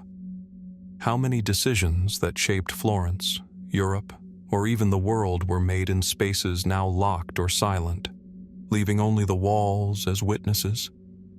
And perhaps most hauntingly, what other silent rooms, hidden, sealed, or forgotten, exist in palaces, castles, and fortresses around the world, preserving mysteries that history may never fully reveal? From the dim, echoing chambers of Florence's Palazzo Vecchio, where silence itself becomes a witness to human ambition and secret deliberations, we now journey southward across continents and millennia to the sun-baked sands of Egypt. In the royal necropolis of Dashur, a site that has long fascinated archaeologists and travelers alike, stands a structure unlike any other: the Black Pyramid. Its looming silhouette rises with an unsettling, almost unnatural sharpness against the horizon. Its darkened limestone blocks weathered by centuries, yet retaining an aura of deliberate, monumental design. Unlike the smooth, familiar contours of the nearby Red Pyramid or the Great Pyramid of Giza, the Black Pyramid appears unfinished, its angles skewed, its interior labyrinthine, and its history riddled with questions that modern science has yet to answer. Constructed during the reign of Pharaoh Amenemhat III in Egypt's 12th dynasty around 1850 BC, the pyramid was originally intended as a royal tomb, a symbol of divine authority, eternal life, and cosmic order. Yet from its earliest days, it was plagued by structural issues. The layers of mud brick and limestone shifted under the weight of their own ambition, causing internal collapses, partial floods, and eventual abandonment. What was meant to be a grand monument became, in part, a cautionary tale, a tomb left unfinished, a chamber half buried by its own failing architecture. Even so, the scale of construction and the complexity of its internal passages suggest an extraordinary level of engineering and vision, one that continues to inspire awe, study, and speculation. The Black Pyramid's internal layout is unusually intricate for its time. Narrow corridors twist and descend, some ending abruptly in blocked chambers, others opening into vaulted halls with corbelled ceilings. Archaeologists have noted the use of innovative techniques, such as relieving chambers above burial spaces to distribute weight. Yet despite these precautions, sections collapsed shortly after construction. Among these corridors, fragments of sarcophagi, ceremonial objects, and inscriptions testify to rituals intended to secure the pharaoh's passage into the afterlife.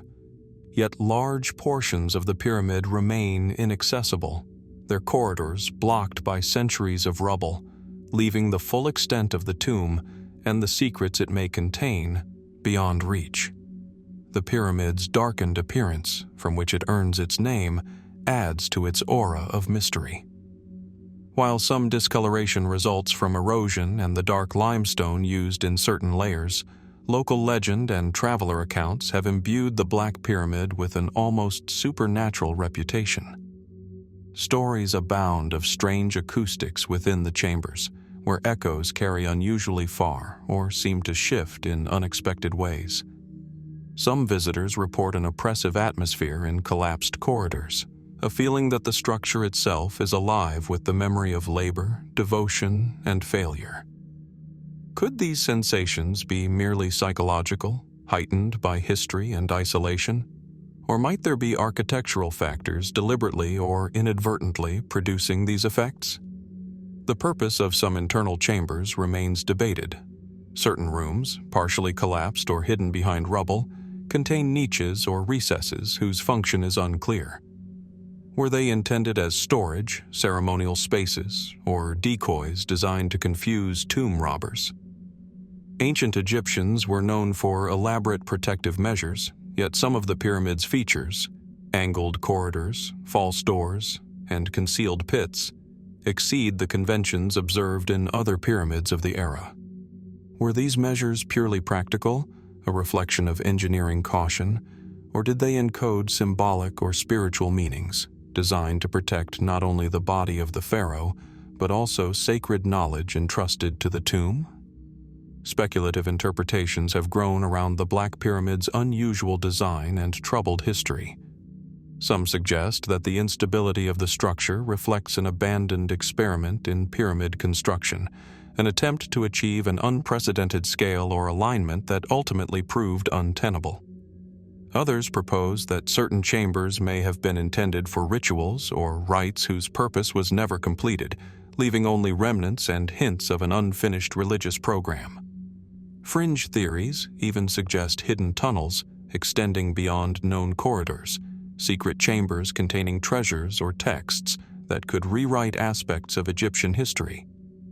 While unverified, these possibilities highlight the enduring fascination of a monument that combines grandeur with incompletion, ambition with enigma. The materials themselves add further intrigue. Limestone, mud brick, and rare stones were combined in ways that allowed for rapid construction, but introduced structural weaknesses. Modern researchers have noted evidence of water infiltration in lower corridors, suggesting seasonal flooding or groundwater seepage over centuries. Could this have been anticipated by ancient builders, or did it contribute to the pyramid's abandonment in ways that remain partially understood? The interaction of human planning, natural forces, and the passage of time leaves the Black Pyramid as both an architectural marvel and a cautionary enigma, a testament to human ingenuity constrained by the limits of material and environment. Standing at the base of the Black Pyramid, one is struck by the sheer scale and the deliberate, almost defiant geometry. The structure embodies human ambition, the desire to reach toward eternity, and the unpredictable consequences of physical and temporal forces. It is both monumental and fragile, imposing yet incomplete. Like the silent rooms of Palazzo Vecchio, the flooded vaults of La Pinta, the masked skulls of Djetisoko, and the Ural spiral artifacts, the Black Pyramid challenges our desire for understanding, leaving us to confront absence as much as presence, mystery as much as knowledge. As the sun sets over Dashur, casting long shadows across the uneven stone and shifting sands, one cannot help but ask, what truths remain buried within the Black Pyramid's labyrinthine corridors? How much of its intended purpose was ever realized, and how much was lost to collapse, time, or secrecy? What ceremonies, objects, or knowledge might still lie hidden behind walls we cannot yet penetrate? And perhaps most hauntingly, how many other structures, abandoned or forgotten, preserve the ambitions, failures, and enigmas of civilizations long past, waiting silently beneath the sands to challenge our understanding of history and human endeavor? In the end, the Black Pyramid of Dashur is more than a tomb. It is a question cast in stone, a monument to ambition and mystery, and a reminder that even the grandest human designs cannot escape the passage of time. Its corridors, half exposed and half buried, invite reflection, investigation, and imagination, leaving each visitor to ponder the limits of human knowledge, the fragility of our creations, and the enduring allure of mysteries that refuse to be solved. Beneath the towering peaks of the Rocky Mountains, in the remote wilderness of what we now call the American West, lies a tale so enigmatic, so steeped in the unknown, that it has become more legend than fact. It is a story of an ancient people, the Shoshone, and a sacred object said to embody the power of the heavens themselves, a spearhead whose existence has been whispered about for centuries, but whose final resting place remains a mystery. Imagine the vast, sprawling landscape of the Rockies, where the air is thin and the jagged cliffs cast long shadows across deep valleys. The sky above is a deep, endless blue, stretching from horizon to horizon. This is a place where nature's beauty is as awe-inspiring as its isolation.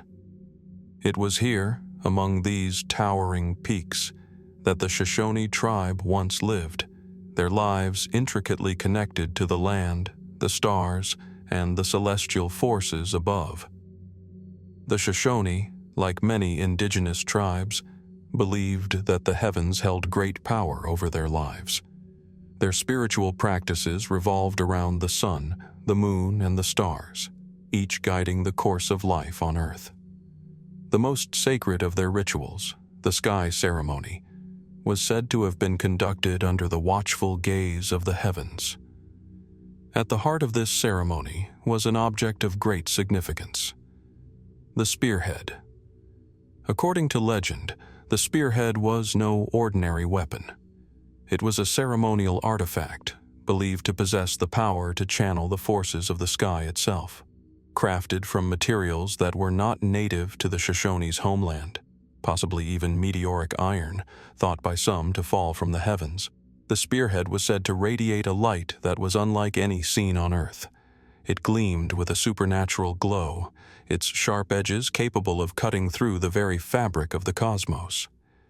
This sacred object was believed to enable the Shoshone spiritual leaders to commune with the celestial spirits, to call upon them for guidance, protection, and strength. But as with so many powerful relics of ancient cultures, the spearhead was lost to time. Its disappearance has fueled theories and speculation for generations, with no definitive answers to its fate. In 1804, a fur trapper, venturing into Shoshone territory, mentioned in his journal the existence of such a spearhead, describing it in awe. Yet, the trappers who came after him found nothing. No spearhead, no evidence of its existence, just silence. For years, the object remained elusive. Historians, anthropologists, and adventurers attempted to uncover its secrets, but every expedition met with failure. One such effort came in the mid-1800s, when a prominent anthropologist set out with a team to search for the spearhead. The expedition's records noted that they were led to a cave deep within the mountain range, said to contain relics of immense spiritual importance. Upon finding the cave, however, it was empty. No trace of the spearhead was ever found. Some of the team members claimed to have seen strange symbols etched into the walls, but whether these were related to the spearhead or merely the natural markings of time is still unclear. Perhaps the most intriguing element of the mystery is the lore surrounding the disappearance of the spearhead itself. Some believe that the Shoshone intentionally hid the spearhead to protect it from outsiders. The arrival of European settlers and the subsequent forced displacement of indigenous tribes might have signaled the end of the sky ceremony, with the spearhead hidden away to prevent it from falling into the wrong hands. Could the spearhead have been buried deep in the earth, hidden in a secret location, waiting to be rediscovered by those worthy of its power? Or was it destroyed, its fate sealed by the events of history? One of the most commonly accepted theories is that the spearhead simply became lost during the turbulent period of the 19th century when many indigenous tribes were forcibly relocated to reservations. With the disruption of their way of life, the Shoshone might have lost track of the object, or perhaps it was abandoned, hidden in a moment of fear or desperation. Some even suggest that the spearhead may have been lost during the Indian Wars, its disappearance tied to the larger tragedy of cultural erasure and the forced assimilation of native peoples. But what if the truth is even more enigmatic? What if the spearhead of the Shoshone sky ceremony was never of earthly origin at all?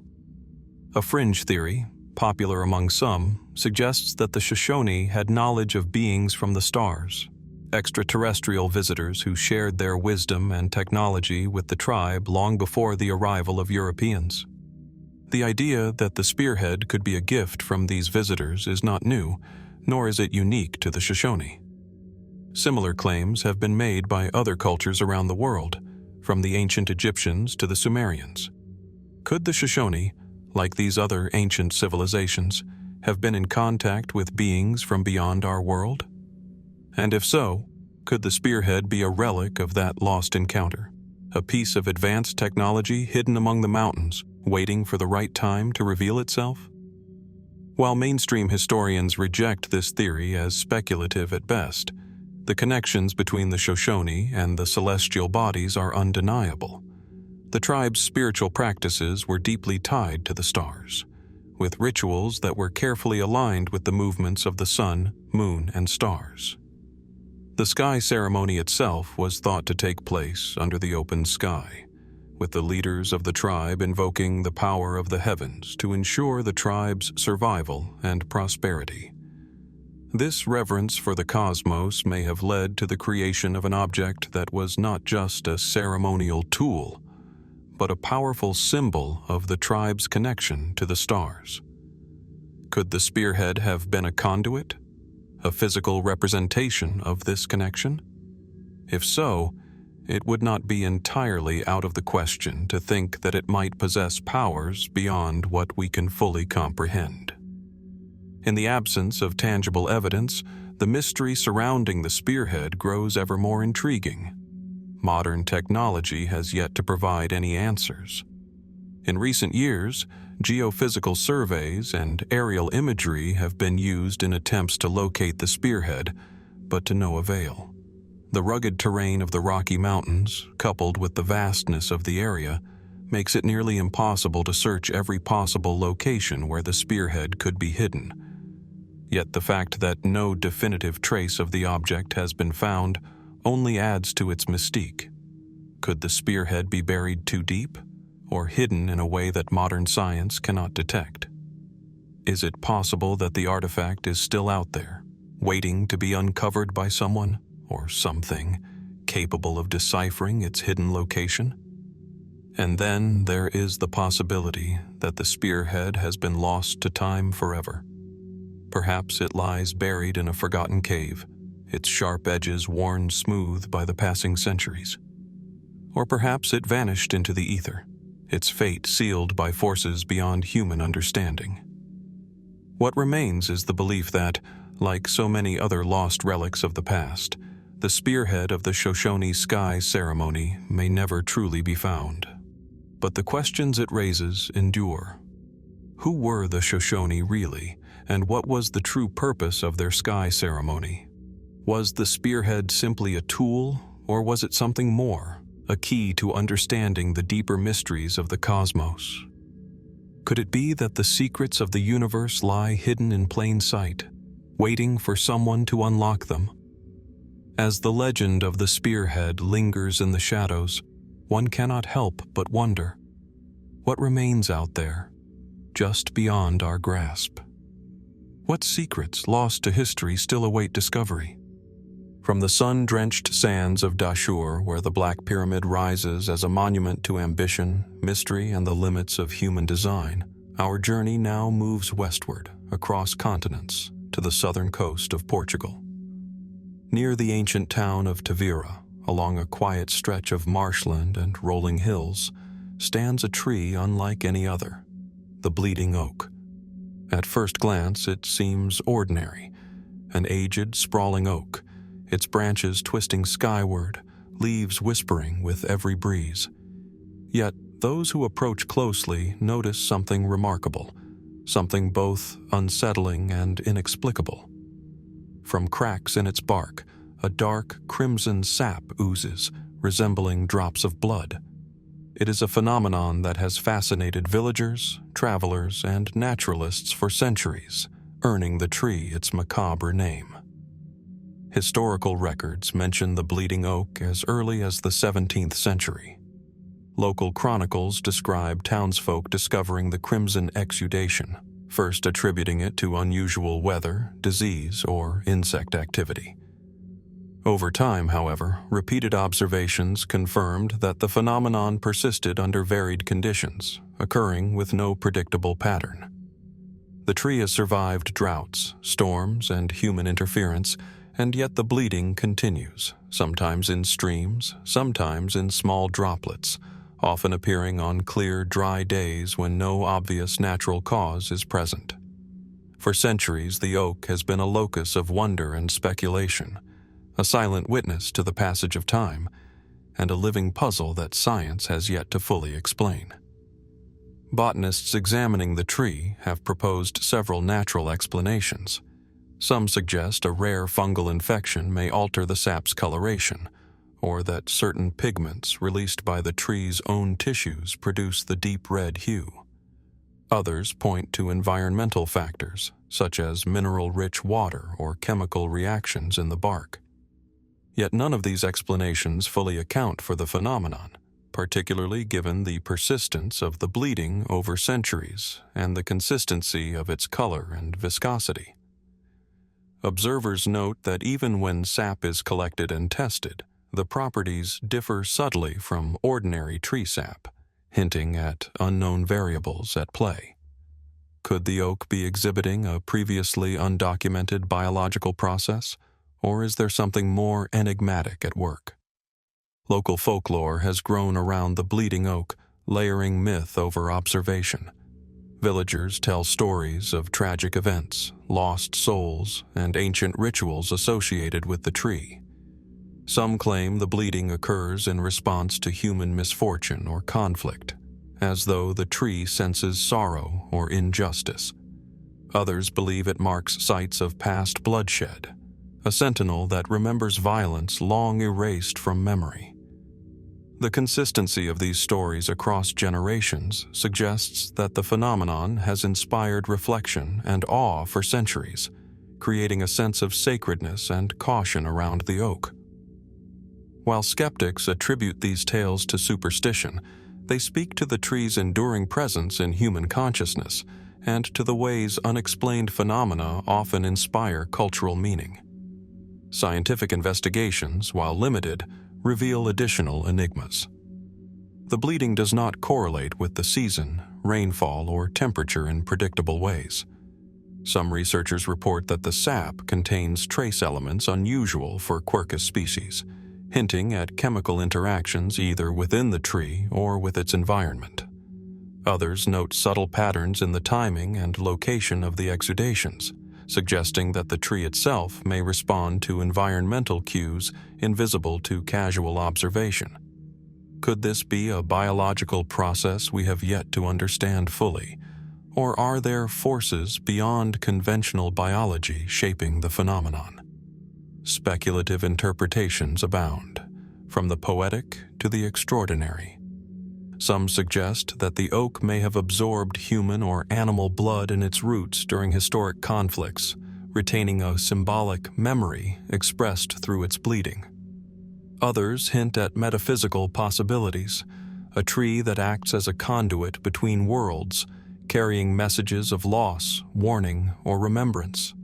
Some historians propose that Tavira, a town with a long and complex history of conquest, trade, and migration, may have influenced the oak's reputation, turning natural anomalies into symbols of collective memory and caution. In every interpretation, whether natural or symbolic, the tree remains a locus of fascination, a physical anchor for questions we cannot fully answer. Visitors describe the bleeding oak as both beautiful and unsettling. Its gnarled trunk, scarred bark, and twisting limbs speak to centuries of survival.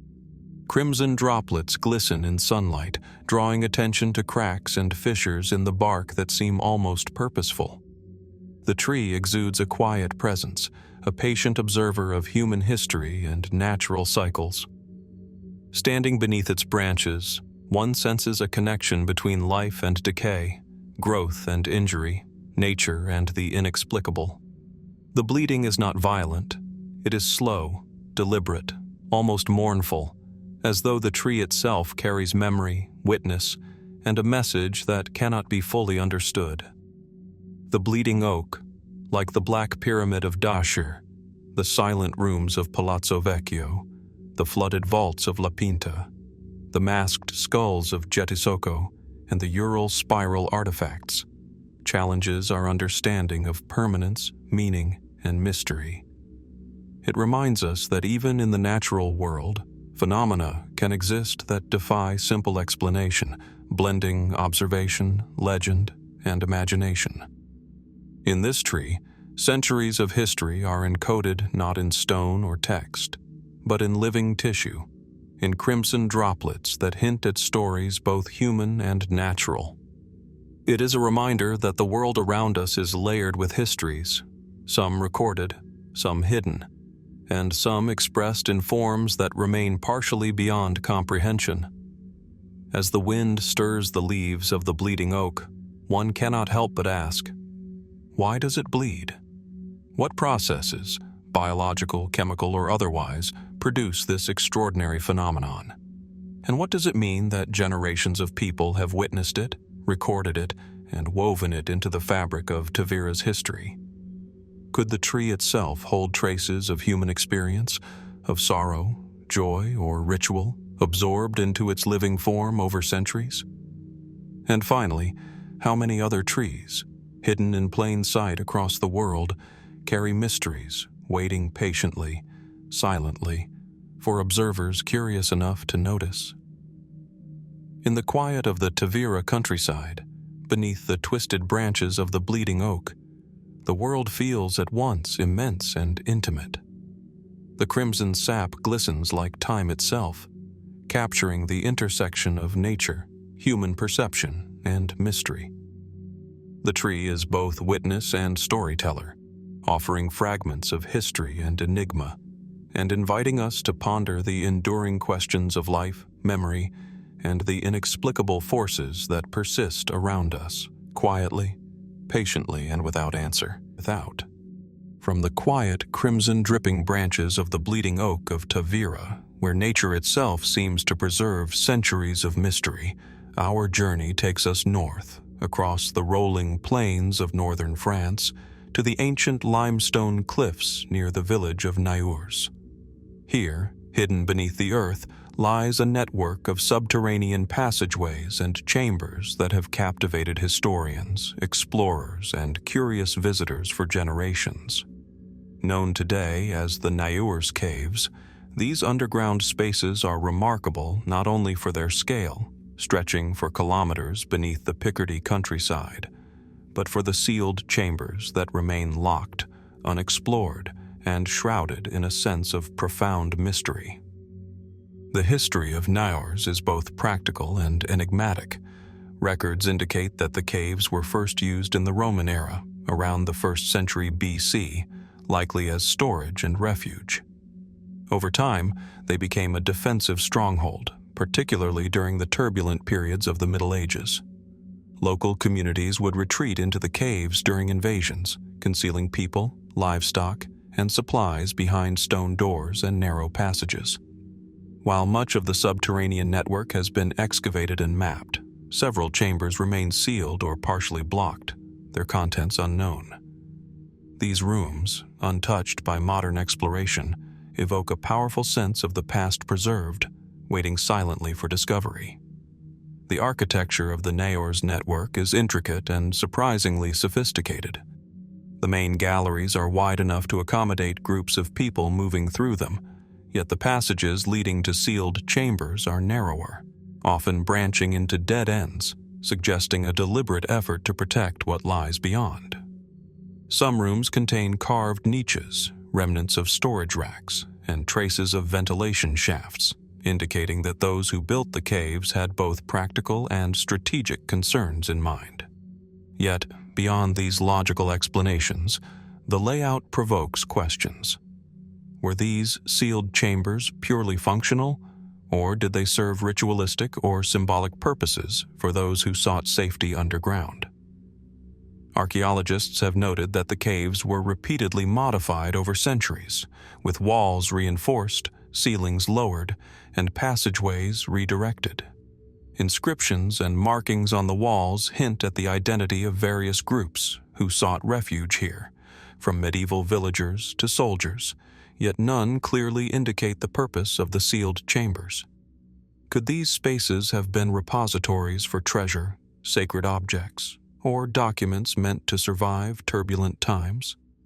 Or were they used to conceal dangers, such as enemy combatants, wild animals, or other threats behind stone barriers that could not easily be breached? Mainstream interpretations focus on practical necessity. The caves provided shelter, storage, and protection. Yet certain anomalies resist easy explanation. Some sealed chambers appear deliberately hidden behind false walls or recessed entrances, suggesting knowledge of advanced construction and spatial manipulation. Others show unusual markings or symbols that do not correspond to known historical scripts or military codes, hinting at cultural practices now lost to time. Were these anomalies merely utilitarian, or do they point to a level of planning and secrecy beyond what would be expected for simple refuge? The sealed chambers have long inspired speculation and folklore. Local stories recount hidden treasures left behind by fleeing nobility, secret manuscripts containing forgotten knowledge, and even whispers of clandestine rituals performed in the deepest, darkest parts of the network. Visitors and explorers report an eerie sense of presence when entering adjacent passages, a sensation that the chambers themselves hold memory, absorbing the echoes of generations of human activity. Is this simply the mind's response to darkness and isolation, or could there be something intrinsic to these spaces that conveys history without words, a kind of silent witness to centuries of human endeavor? Scientific examination has added further layers of mystery. Airflow and temperature readings in some blocked chambers suggest that these spaces are remarkably well preserved, with conditions stable enough to slow decay. Could this stability indicate that the chambers were intentionally sealed with preservation in mind, whether for food, artifacts, or other valuables? Evidence of soot, charcoal, and faint organic residues raises additional questions. Were fires once lit inside these chambers, despite the risks, or are these traces the result of external activity over centuries? The combination of human intent, geological stability, and centuries of silence creates an environment that invites both scientific inquiry and philosophical reflection. Speculative theories extend into the extraordinary. Some suggest that the sealed chambers were used as repositories for secret knowledge or artifacts, preserved deliberately to survive political upheaval. Others propose that they were part of an underground network of spiritual or initiatory spaces where rites were conducted away from the eyes of the public. Even more fringe interpretations imagine hidden passages extending far beyond known maps, connecting Naours to other subterranean networks across France and beyond. While these ideas remain unverified, they reflect a universal human fascination with hidden spaces, with what is deliberately or naturally concealed, and with the tension between discovery and preservation. Visitors to the caves describe a profound atmosphere of anticipation and unease near the sealed chambers. The air grows cooler, the echoes softer, and the darkness deeper. Every step is accompanied by a sense of history pressing from the walls of generations who once relied on these spaces for safety and secrecy. The sealed chambers, in particular, provoke a quiet awe. They are spaces where human activity has been intentionally frozen, where time and silence intersect to create a palpable sense of the unknown. To stand before a sealed doorway, unsure of what lies beyond, is to confront the enduring presence of mystery itself. The Naours caves, like the Bleeding Oak of Tavira, the Black Pyramid of Dashur, the silent rooms of Palazzo Vecchio, and the other enigmatic sites we have explored, remind us that history is not always recorded in texts, stone, or monuments alone. Some histories are preserved in absence, in hidden chambers, in quiet recesses deliberately left untouched, and in phenomena that resist interpretation. The sealed chambers hold the potential to expand our understanding of human ingenuity, survival, and belief, or to remind us that some mysteries are meant to endure, existing beyond the reach of curiosity and documentation. As one stands at the threshold of a sealed chamber in Naours, listening to the distant drip of water, the faint echo of footsteps, and the subtle hum of centuries pressing through the stone, one cannot help but ask, what lies beyond this barrier, untouched by human hands for hundreds of years? Were these spaces intended to safeguard life, knowledge, or memory? And what other secrets, hidden in plain sight beneath the earth, await discovery by those bold or patient enough to search? The sealed chambers of Naours remain a testament to the enduring human desire to conceal, protect, and preserve, challenging us to confront the boundary between the known and the unknowable. From the hidden chambers beneath Naours, where silence preserves centuries of secrets, our journey moves across oceans to the turquoise waters of the Bahamas, near the small island of Bimini. Here, scattered along the shallow seafloor, lie enormous limestone blocks arranged in straight lines and geometric patterns, what many call the Bimini shark stones. At first glance, they appear to be natural formations, weathered and broken by tides and time. Yet careful observation reveals something far more remarkable. Some stones are carved with grooves, channels, and shapes reminiscent of shark teeth, triangular notches, and grooves aligned in deliberate sequences. They sit partially submerged, half covered in sand, and stretch across the seabed in formations that suggest planning, symmetry, and intent. The shark stones have fascinated researchers, divers, and explorers since their discovery in the 1960s. Some reports suggest that local fishermen were the first to notice unusually shaped blocks beneath the clear waters, shapes that seemed inconsistent with natural erosion. Subsequent expeditions documented extensive arrays of stones, some arranged in lines extending hundreds of meters, others forming what appear to be rectilinear platforms or terraces. Radiocarbon dating of nearby sediment provides some context, though not enough to conclusively date the stones themselves. While some are tens of thousands of years old, their exact origin remains elusive, and the possibility that they were deliberately carved by human hands has fueled decades of debate. Mainstream archaeological explanations emphasize natural processes. Limestone in the area is prone to fracturing along linear planes, and the repetitive wave action of tides can create angular shapes and parallel arrangements. Grooves could form from erosion, bioactivity, or sediment movement, producing patterns that seem deliberate without requiring human intervention. Yet the sheer scale, alignment, and repetition of certain forms challenge this interpretation. Could nature alone produce sequences that mimic recognizable motifs, such as shark teeth, or that extend in geometric patterns over hundreds of meters? Or is there evidence of an intelligence shaping these stones in a manner long forgotten? Some researchers suggest that the stones may have served practical purposes for early seafaring peoples. The grooves could have been channels for water drainage, fish traps, or markers to aid navigation. Others posit that the terraces may have functioned as platforms for ceremonial activities, or as a type of coastal architecture, perhaps even predating known settlements in the region. The presence of grooves resembling shark teeth, repeated across multiple blocks, introduces a symbolic element that seems less likely to emerge purely from chance. Were these motifs chosen to honor marine life, as talismans for fishermen, or as part of a larger ritual landscape that has since vanished beneath sand and sea? Speculative theories, while unverified, have captured public imagination. Some suggest that the shark stones are remnants of a lost civilization, predating recorded history, perhaps connected to myths of Atlantis. Others propose that the shapes encode astronomical or navigational information, designed to align with the sun, tides, or star patterns in ways that guided ancient mariners. Skeptics caution against such interpretations, emphasizing the lack of direct evidence for human intervention.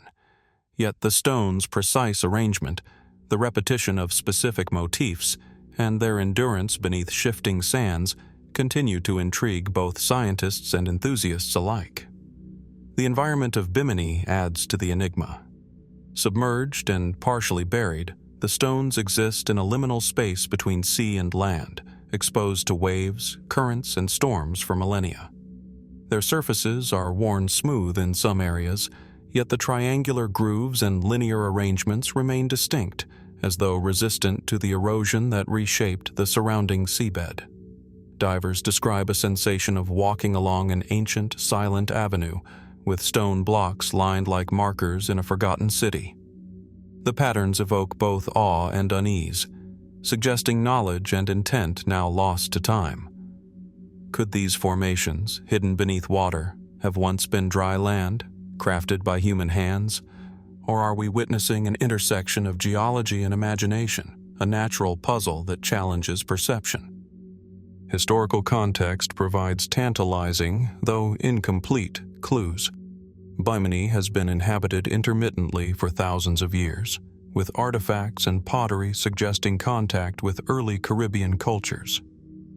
Oral histories from the region occasionally reference strange stone formations or submerged structures, often attributing them to ancestors, deities, or mysterious builders. While these accounts cannot be verified, they reveal a long-standing awareness of the stones and a recognition that they were remarkable, perhaps even sacred. The Bimini shark stones, like many other enigmatic structures we have explored, operate at the intersection of human memory, natural processes, and myth, resisting simple categorization. Further intrigue arises from the patterns themselves. Certain alignments appear to extend beyond random placement, forming long straight lines, right angles, or clusters that repeat at intervals. Some stones bear holes or depressions that seem too regular to be accidental. Could these features have served as anchors for structures, as markers for boats, or as focal points for ritual activity? Or do they reflect the interplay of tides, sediment, and mineral composition over thousands of years? Each observation produces more questions than answers, highlighting the tension between scientific caution and the human desire to find meaning in the unexplained. Visitors and researchers alike note a palpable sense of mystery when observing the shark stones. There is a quiet majesty in the way the blocks emerge from the sand, partially revealed by shifting currents and sunlight refracting through water. The combination of scale, alignment, and unusual shapes creates an almost intentional rhythm, as if the stones themselves were conveying a message across time. To swim among them is to feel the weight of history, the persistence of form, and the unresolved question of human, or perhaps non-human, intervention. The Bimini shark stones, like the sealed chambers of Naours, the Bleeding Oak of Tavira, the Black Pyramid of Dashur, the silent rooms of Palazzo Vecchio, and the other sites we have explored, remind us that history is layered with both presence and absence. Some mysteries are preserved not in documents or monuments alone, but in patterns, motifs, and structures that challenge understanding, waiting quietly for discovery or reflection. The stones resist categorization, offering fragments of narrative that may never be fully reconstructed. They compel us to consider the patience of time, the persistence of natural processes, and the possibility that human creativity, or other forms of intelligence, may have reached further back than records allow.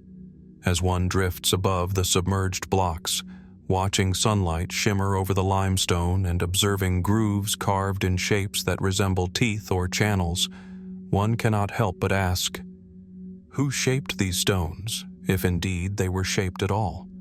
Were they tools, markers, symbols, or something else entirely, created for purposes now lost? Could these formations reveal a previously unknown chapter of human history? Or are they a remarkable coincidence of nature and geology? And finally, how many other enigmas lie beneath shallow seas, hidden by water and time, awaiting the curiosity and imagination of those who dare to explore them? The Bimini shark stones, enduring, enigmatic, and quietly monumental, stand as a testament to the enduring allure of the unexplained.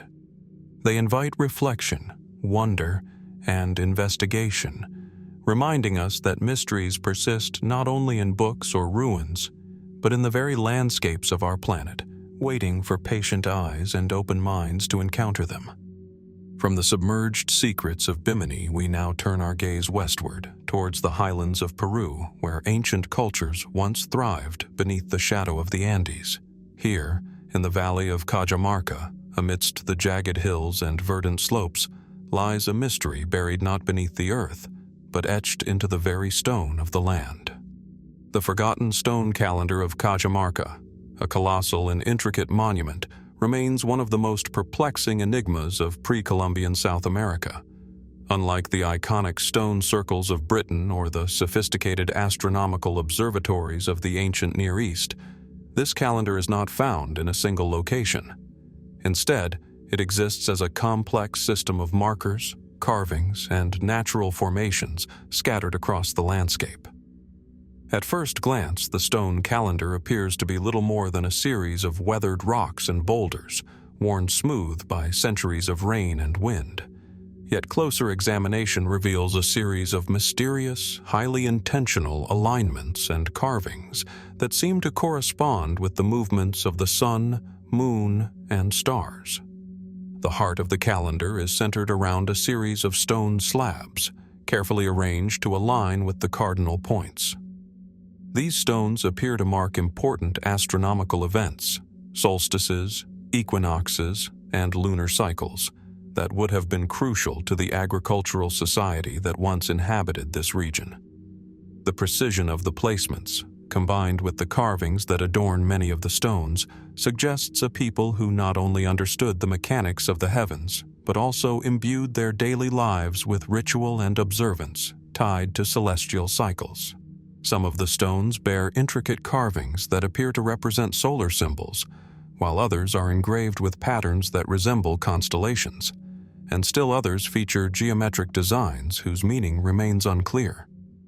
Among these enigmatic markings, there are those that seem to reference the natural world, with depictions of animals, plants, and water, all of which could have had symbolic significance to the ancient inhabitants.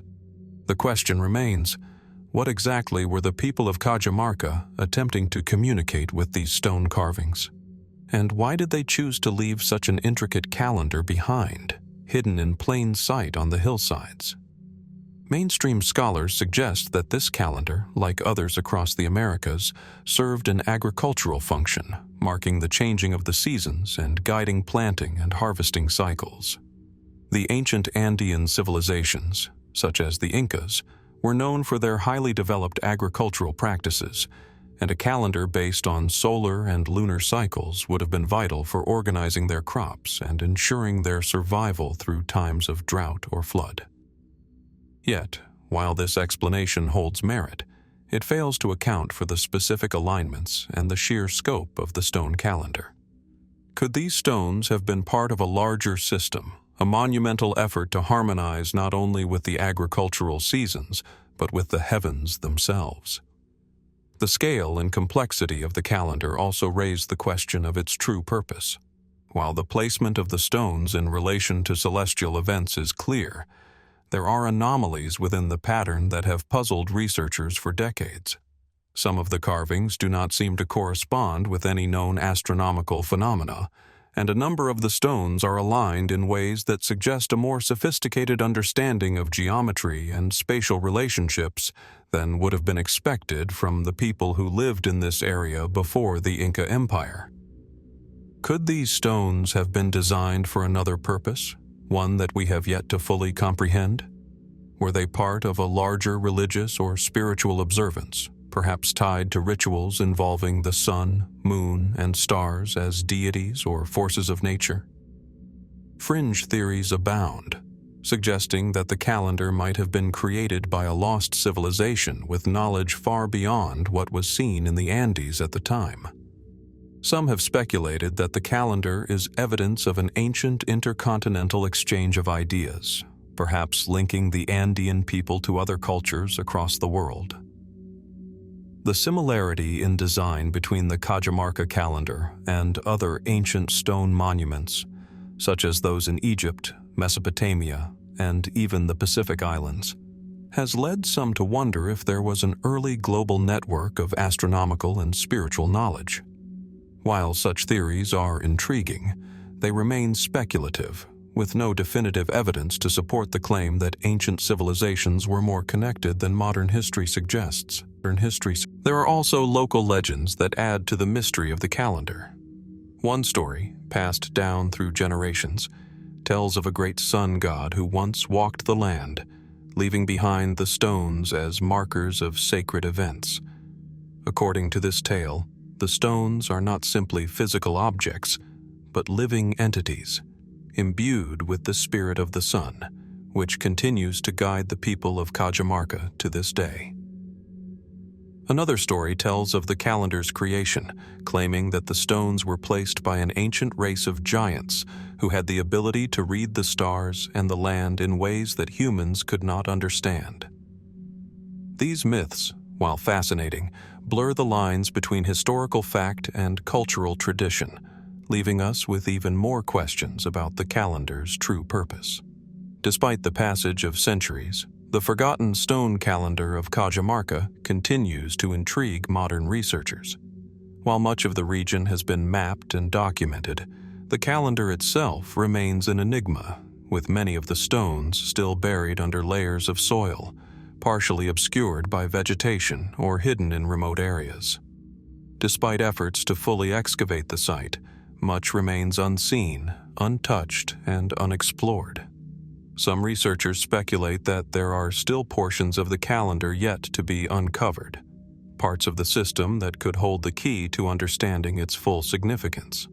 What is clear, however, is that the stones of Cajamarca are far more than just a simple marker of time. They are, in many ways, a testament to the ingenuity and spiritual depth of the ancient cultures that once thrived in this region.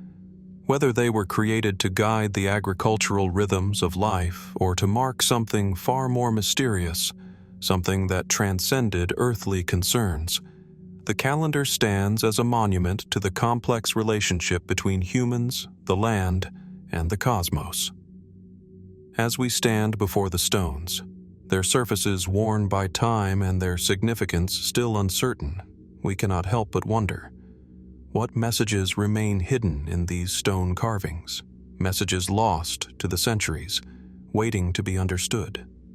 What knowledge of the stars, the earth, and the divine did the people of Cajamarca possess that we may never fully comprehend? And what other secrets lie buried beneath the soil of this ancient land, waiting for the next discovery, the next piece of the puzzle to emerge? After exploring the celestial mysteries hidden in the stones of Cajamarca, we now journey eastward, across the deserts and forgotten paths of the Levant, to a place where history and the shifting sands seem to have conspired to erase a once proud structure from memory. Deep in the arid plains of northeastern Jordan lies a silent enigma, the Missing Fort of Qasr al-Hallabat. This abandoned fortress, built centuries ago during the Umayyad period, still stands, its weathered stone walls half buried by time. Yet its story, shrouded in obscurity, raises more questions than it answers. Qasr al-Hallabat is a fortress unlike many others. It's not situated at a commanding hilltop or guarding a vital trade route. Rather, it lies quietly in the desert, far from the usual centers of power and civilization. The structure itself is a mixture of Roman, Byzantine, and early Islamic architectural influences, suggesting a rich blend of cultures and purposes. The fort's name, which means Palace of the White Mountain, evokes images of a once grand edifice designed to serve as a fortified retreat for royalty or religious figures, perhaps a place of rest or reflection away from the more tumultuous cities of the time. At the heart of Qasr al-Hallabat, the central courtyard opens up, surrounded by walls that have withstood the ravages of centuries. The remaining walls of the fort are adorned with intricate carvings and faded inscriptions, remnants of a past that has long been forgotten. These symbols, often compared to those seen in other Umayyad sites, hint at the importance of the fortress in the broader context of the Islamic Empire at its peak. Despite the seeming permanence of its walls, Qasr al-Hallabat has become a symbol of historical erasure, lost not to the ravages of war, but to the slow passage of time and neglect. Although the structure stands today as a monument to a vanished time, much of its history remains hidden. Historical records offer conflicting accounts of its purpose, its origins, and its eventual abandonment. Was it truly a royal retreat, as some have suggested? Or did it serve a more utilitarian function, perhaps as a military outpost or an agricultural center? Some scholars propose that the fort was part of a network of Umayyad desert castles, fortifications and rest stops built during the 7th and 8th centuries to control the desert trade routes, while others theorize it was a place of refuge for high-ranking individuals during the tumultuous political period following the fall of the Umayyads. Yet, for all the research and archaeological digs conducted in the region, the true purpose of Qasr al-Hallabat remains elusive. Unlike other desert castles in the region, such as Qasr Amra, which have yielded vibrant frescoes, mosaics, and extensive records detailing their use, Qasr al-Hallabat offers little to work with. Its walls are almost entirely bare, save for a few faint carvings that do little to illuminate its history. The absence of any significant inscriptions or artwork raises the question: why would a civilization so skilled in artistic and architectural expression leave a fort almost completely devoid of such markers? What, if anything, does this silence imply? One theory suggests that the absence of inscriptions or art might indicate a rapid, unplanned abandonment. If the fort had been abandoned hastily, the lack of decor could be a sign that it was not meant to remain in use for long. Perhaps it was abandoned during a period of political instability, or after a change in the empire's priorities. The Umayyad dynasty, known for its consolidation of power and expansion, was eventually replaced by the Abbasids, and such transitions were often marked by political upheaval and the destruction of symbols tied to the previous regime. Could Qasr al-Hallabat have been a victim of such a shift in power, left to decay when it no longer served the political or military needs of the time?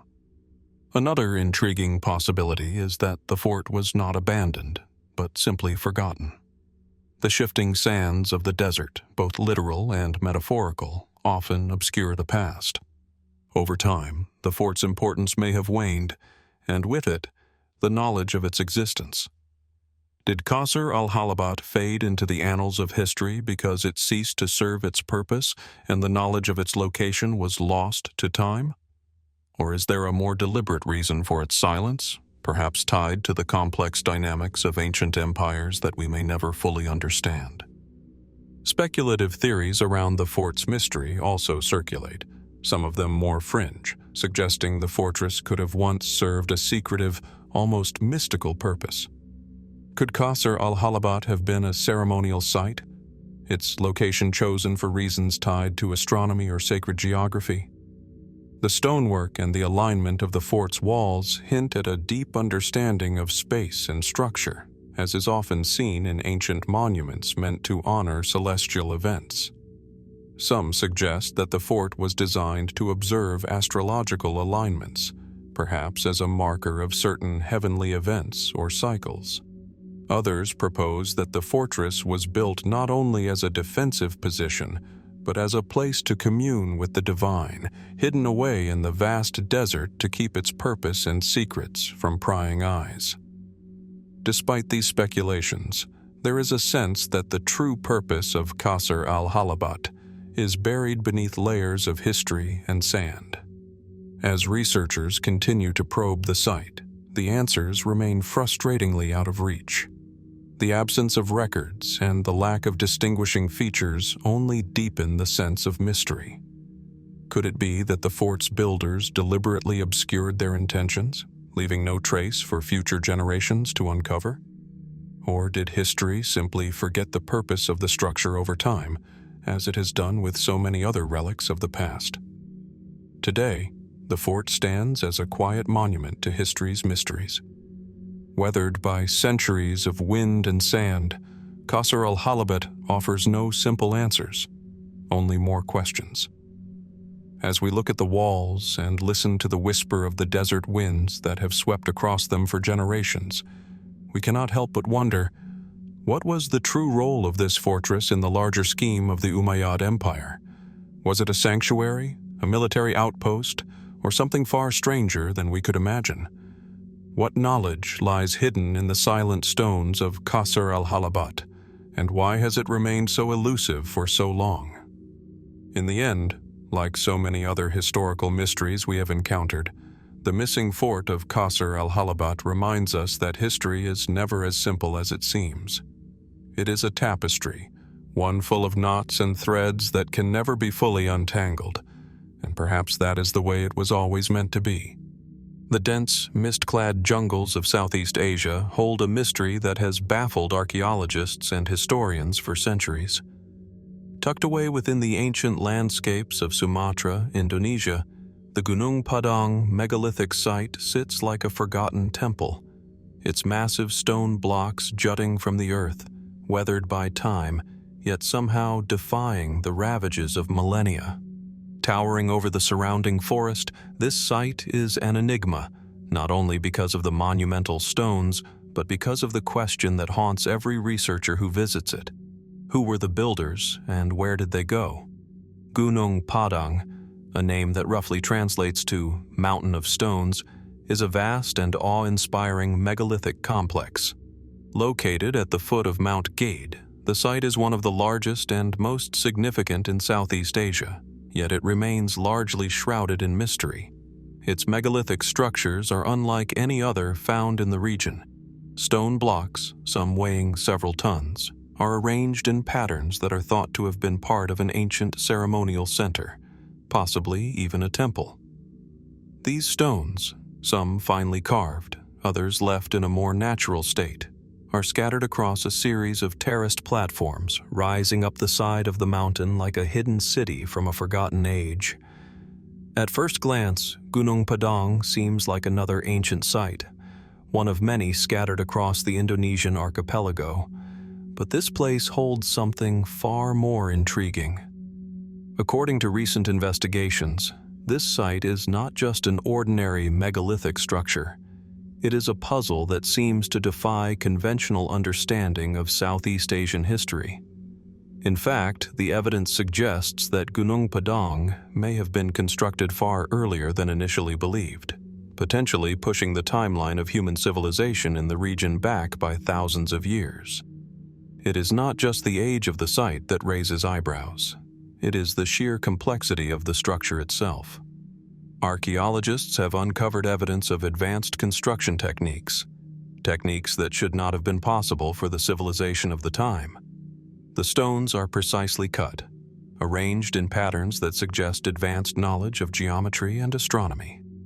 The builders, whoever they were, possessed a profound understanding of the landscape and celestial alignment. They understood the movement of the stars, the flow of the seasons, and perhaps even the hidden forces of the earth itself.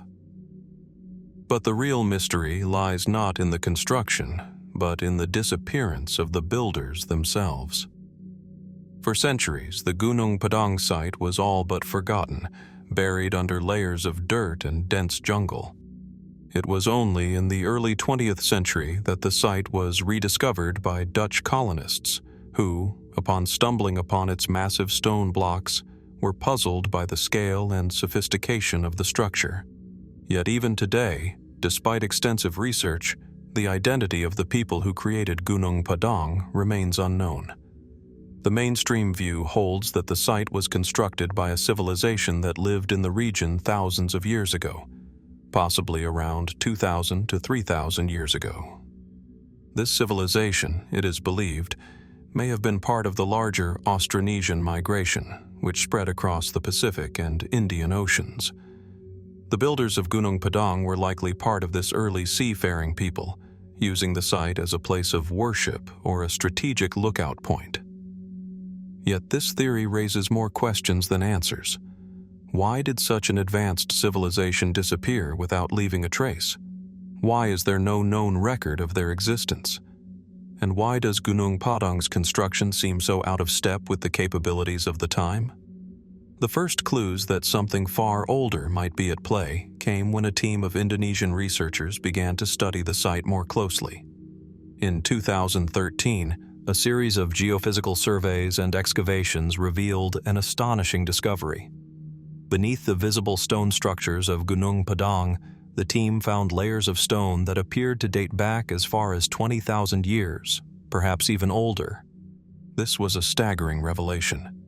If these findings are accurate, they would push back the construction of Gunung Padang far beyond the accepted timeline of Southeast Asian civilization, suggesting that the site was not built by an ancient kingdom or civilization, but by a much earlier and as yet unidentified culture. What's more, these deeper layers of stone appear to be intentionally arranged, suggesting that the site was not just a natural formation that had been modified over time, but a deliberate creation, possibly even a sacred site. This raises another unsettling question. Why did the builders abandon the site so abruptly, leaving behind no record, no known descendants, no trace of their civilization? Some scholars argue that the mysterious builders of Gunung Padang were part of an ancient civilization that existed long before known history, a civilization that may have been wiped out by a cataclysmic event, such as a massive volcanic eruption or a great flood. There is evidence in the region of ancient volcanic activity, and some have speculated that the eruption of Mount Krakatoa, or even earlier, the eruption of Mount Toba, could have caused the downfall of a once great culture. These catastrophic events would have left little behind, except for the occasional megalithic structure that survived the ravages of time. Others suggest that the site was built by a highly advanced but long-forgotten civilization that had knowledge far beyond what was thought possible for the time. The precision of the stone cutting, the astronomical alignments, and the architectural complexity of the site all suggest that the builders possessed skills that seem out of place for their era. Some have even suggested that Gunung Padang could be evidence of a lost civilization that existed during the time of the Ice Age, or even earlier, perhaps before the last great glaciation. The idea of a forgotten civilization is tantalizing, but also deeply unsettling. Could humanity have lost an entire chapter of its history, one that was so advanced that it could rival our own? Did the builders of Gunung Padang possess knowledge that was lost to time, their culture obliterated by a cataclysmic event or a slow decline that we cannot yet comprehend? Some more fringe theories venture even further into the realm of speculation. There are those who believe that the builders of Gunung Padang were not human at all. Some suggest that they were visitors from another land, or even from the stars. Ancient astronaut theorists have posited that the stone blocks found at the site are evidence of extraterrestrial involvement, possibly part of a long-lost civilization that came from beyond our world. While these theories are met with skepticism by most scholars, the mystery surrounding the site has certainly left room for all kinds of possibilities. What is undeniable, however, is that Gunung Padang remains one of the most compelling mysteries of our time. Despite ongoing research, the origins of the site and the people who created it remain elusive. Archaeologists continue to excavate and study the site, but every new discovery only raises more questions than it answers. With each passing year, the site is slowly being revealed, layer by layer, stone by stone. But the truth about the Gunung megalithic builders seems to slip further out of reach.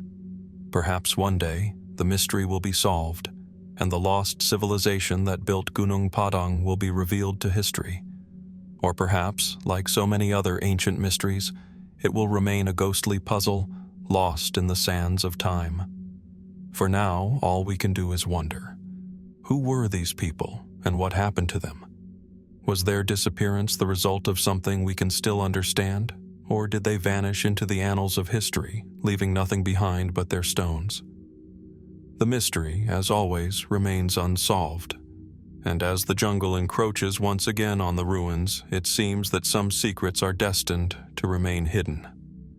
With every new discovery at the Gunung Padang site, the questions surrounding the identity of its builders and their sudden disappearance only deepen. In recent years, traces have been found suggesting that the site was surrounded by a network of tunnels and stone passages, which may have served religious or cultural purposes. Some researchers argue that these tunnels could have been part of ancient rituals, possibly linked to beliefs in spiritual or celestial forces. This enhances the theory that Gunung Padang was not just an urban center, but also a major religious hub. However, despite these intriguing finds, the connection between this site and neighboring civilizations remains ambiguous, and researchers still lack conclusive evidence to link Gunung Padang with any known culture or historical period. Another fascinating hypothesis revolves around the possibility that the site may have been deliberately buried or abandoned due to environmental or climate shifts in the region. These changes could have forced the inhabitants to leave the site, leaving behind only their monumental stone structures. The idea that environmental transformations could have rendered Gunung Padang uninhabitable adds another layer to the mystery. But was this the only cause, or were there other, less understood factors at play? Perhaps historical events or social upheavals led to the culture's disappearance, leaving behind only this silent, unresolved enigma. What remains clear is that the true reasons for their vanishing continue to elude us, buried beneath centuries of time and mystery. In the vast, barren deserts of Gadrosia, an ancient region that stretches across what is now the southeastern part of Iran, there lies a tale wrapped in mystery and whispered across the corridors of time.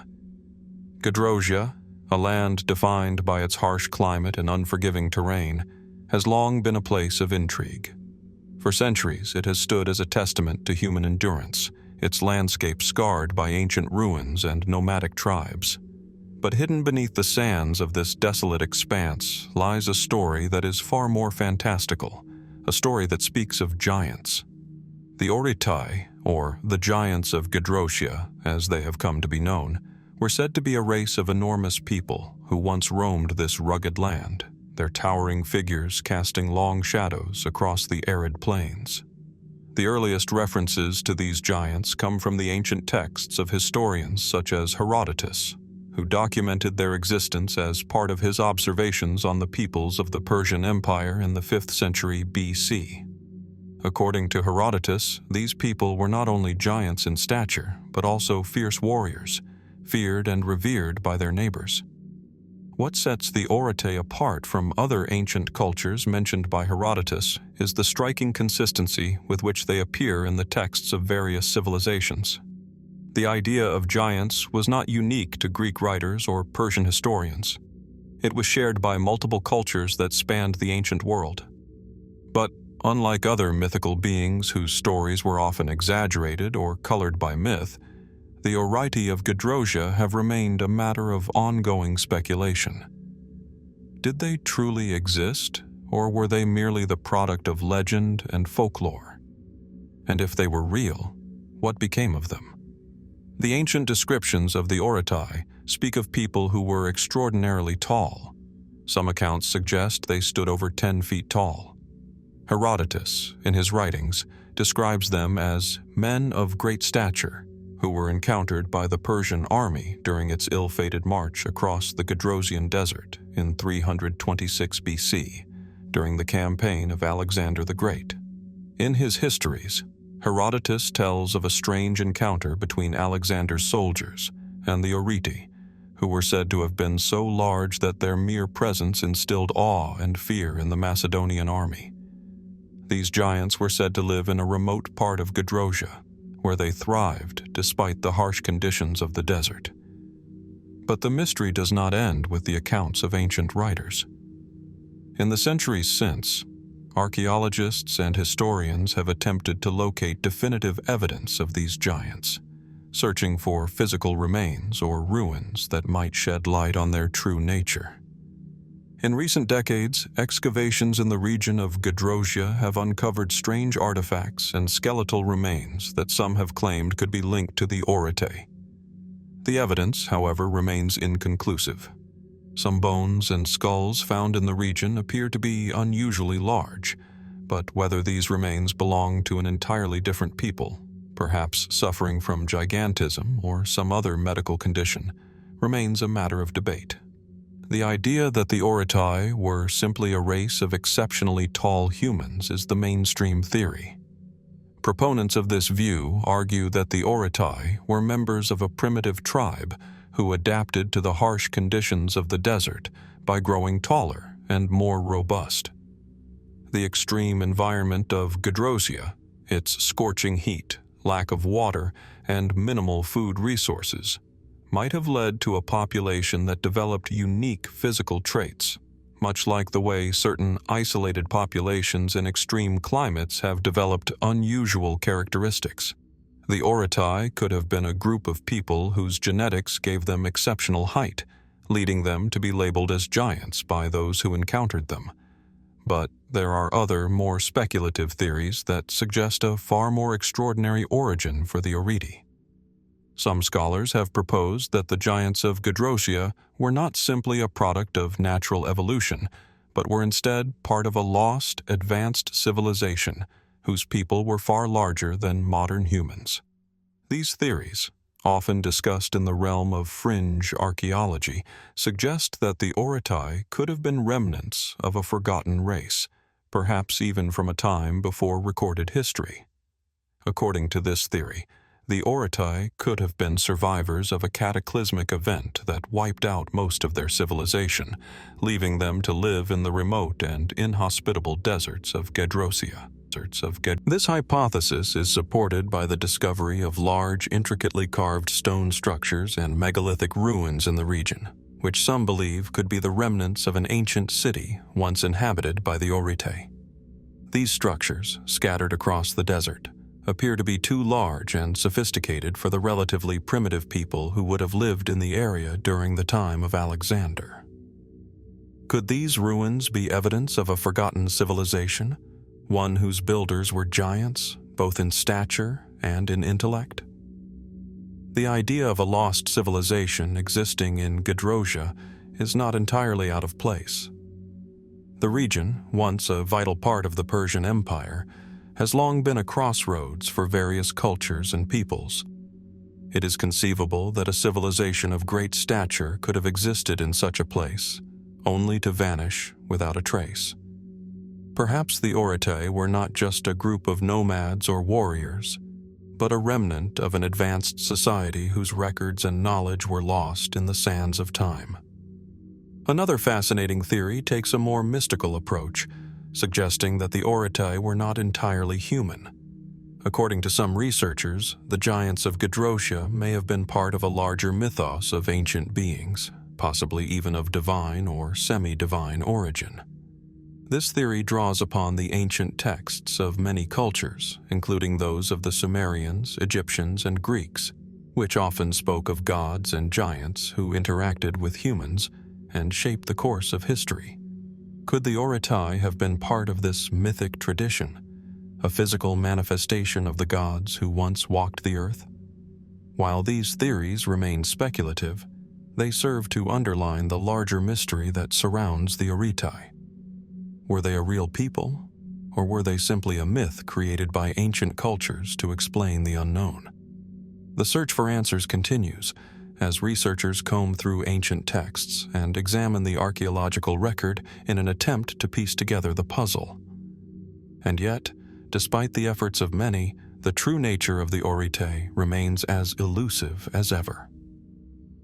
What is perhaps most intriguing about the mystery of the Orite is the possibility that there is something far more hidden beneath the surface, something that has yet to be uncovered.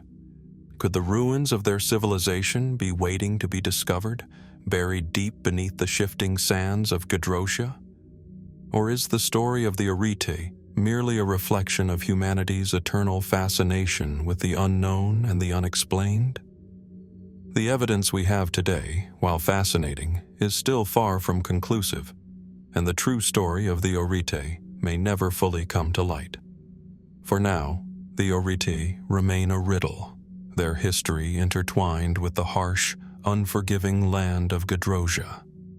Whether they were giants of flesh and blood, survivors of a lost civilization, or something altogether more mythical, their story is one that continues to captivate the imagination. And as the desert winds continue to blow across the ruins of Gedrosia, it seems that the mystery of the Orite is destined to remain unsolved, inviting us to wonder what secrets the sands of time may still be hiding. As the search for the Orite giants continues, some researchers have turned to modern technology to uncover hidden evidence that may finally solve the mystery.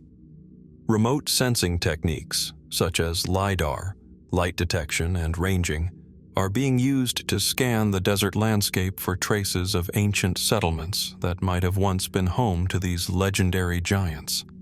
LiDAR can penetrate through dense vegetation and even detect buried structures, offering hope that more definitive evidence of a lost civilization may lie beneath the surface. However, despite the use of these advanced tools, the desert remains unforgiving, and any potential discoveries seem to elude our grasp. Is it possible that the Orite, like many other ancient peoples, left behind only their most enduring creations, ruins that are slowly being erased by time and nature? There is also a growing interest in the idea that the Orite may have been more than just a physical anomaly. Perhaps they embodied the very idea of giants in a cultural or symbolic sense. Some scholars suggest that the Orite may have been viewed by neighboring civilizations as larger-than-life figures, heroes or deities whose legendary stature was exaggerated over time. In this view, the giants of Gedrosia may not have been literal giants at all, but rather individuals whose deeds, wisdom, or spiritual significance were magnified into myth. If this interpretation is correct, it would suggest that the legacy of the Orite lives on not in their physical remnants, but in the stories and symbols passed down through generations, waiting to be rediscovered and understood. Hidden within the vast, desolate stretches of Gedrosia, an ancient, arid region that once formed part of the Persian Empire, lies a mystery that has perplexed historians, archaeologists, and explorers for millennia. Gedrosia, now known as the southeastern region of modern-day Iran, is a place defined by its harsh desert climate, vast salt plains, and the jagged ridges of rocky mountains. Its landscape is one of extreme contrasts, blazing hot by day, bitterly cold by night, with only the faintest signs of human habitation. Yet, it is in this unforgiving wilderness that one of the most tantalizing enigmas of the ancient world persists: the tale of the Orite giants. The first mention of these giants comes from the writings of ancient Greek historian Herodotus, who, in the 5th century BC, chronicled a strange encounter between the Persian army and a race of people living in the desolate land of Gedrosia. Herodotus, known for his vivid and often curious accounts, described the Orite as men of great stature, so large that their presence alone struck awe into the hearts of the Persian soldiers.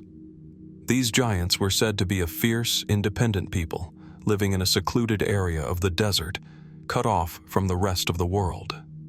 But what sets this story apart from other ancient myths of giants is its remarkable consistency across various cultures and historical records. The Orite giants are not a singular myth of the ancient Greek world. They appear in other accounts from Persian, Indian, and even Sumerian sources. It is almost as if they were a common thread, woven into the ancient stories of several civilizations, their towering figures and mysterious existence linking distant lands together. But the question remains, were they real? Were these giants truly people of extraordinary size, or were they merely a product of exaggerated legend? And if they did exist, what happened to them? Over the centuries, the search for answers has led archaeologists and researchers to the region of Gedrosia, where scattered ruins and mysterious artifacts offer tantalizing clues. There are those who believe that the Orite were a real people, tall, robust, and imposing, who simply lived in isolation, their great stature the result of natural evolution and environmental factors. Yet, the idea of giants, those far beyond the normal bounds of human height, has always been met with skepticism by mainstream scholars. Could such a people have truly existed, or was their stature merely symbolic, exaggerated by the passing of time? The primary source for information about the Orite comes from Herodotus himself. In his histories, he recounts the Persian king Darius's attempt to conquer the land of Gedrosia, during which his soldiers came into contact with the Orite. According to Herodotus, the Persian forces, on their way back from the campaign in India, found themselves trapped in the harsh desert of Gedrosia, suffering from starvation and dehydration. The Orite, living in the deep, remote recesses of the desert, were said to have been among the few who could endure such extreme conditions. The accounts suggest that these giants appeared almost supernatural to the weary Persian soldiers, towering over them, their physical presence casting long shadows across the barren landscape. Herodotus notes that these giants were said to be of great strength, able to outlast the harshest elements and survive where others could not. As compelling as these accounts may be, it is the lack of concrete evidence that leaves the Orite firmly entrenched in the realm of myth and speculation. Archaeologists who have worked in the region of Gedrosia have uncovered many fascinating artifacts, including large stone tools and remnants of what seem to be ancient settlements. Some of these ruins suggest a complex, albeit small, society once thrived in the harsh desert environment. However, none of these discoveries have provided definitive proof of a race of giants living in Gedrosia. In fact, much of the evidence uncovered so far points to a relatively small and insular group of people, possibly nomads, who survived by exploiting the few natural resources the desert had to offer. Nevertheless, there are a few archaeological finds that continue to fuel the mystery. Large, human-like bones and skulls have been discovered in some parts of Gedrosia, though these remains are often of uncertain origin, and the size of the bones may be the result of normal human variation or the effects of ancient diseases that caused abnormal growth patterns. Some researchers have speculated that these bones could belong to individuals who suffered from gigantism or acromegaly, a condition caused by an excess of growth hormones, leading to excessive growth of the bones and tissues. However, this theory does little to explain the consistency with which the Orite are described across ancient cultures or the size of some of the artifacts that have been discovered in the region. The more speculative theories surrounding the Orite suggest that they may have been part of a forgotten civilization that existed long before the rise of the Persian Empire. Some fringe historians propose that the Orite were the survivors of an ancient, advanced society that existed thousands of years ago, possibly even during the early stages of human history. According to this theory, the Orite were not simply tall humans, but were part of a race of beings who possessed knowledge and technology far ahead of their time. Their immense size, it is suggested, could have been a consequence of selective breeding or advanced genetic manipulation. The idea that the Orite could be remnants of a lost civilization is not without merit. The region of Gedrosia, while inhospitable today, may have once been a thriving area, home to a group of people whose knowledge of agriculture, architecture, and engineering was on par with some of the great ancient civilizations. Some researchers have pointed to the massive stone structures found in the desert as evidence of a once great society, suggesting that the Orotai were capable of building sophisticated cities or religious centers.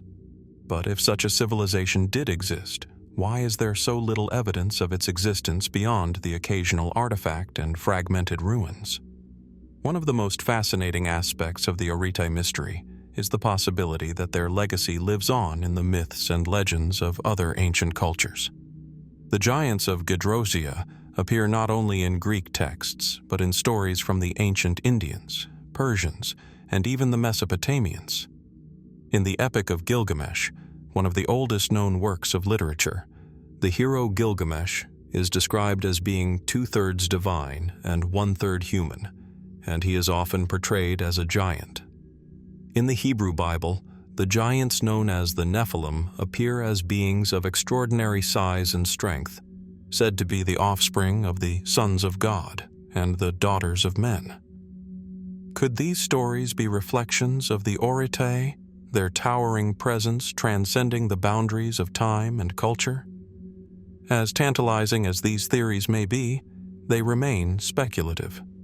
The notion that a race of giants once walked the earth, their immense stature forever etched into the folklore of multiple civilizations, is an idea that continues to capture the imagination of those who seek the hidden truths of history.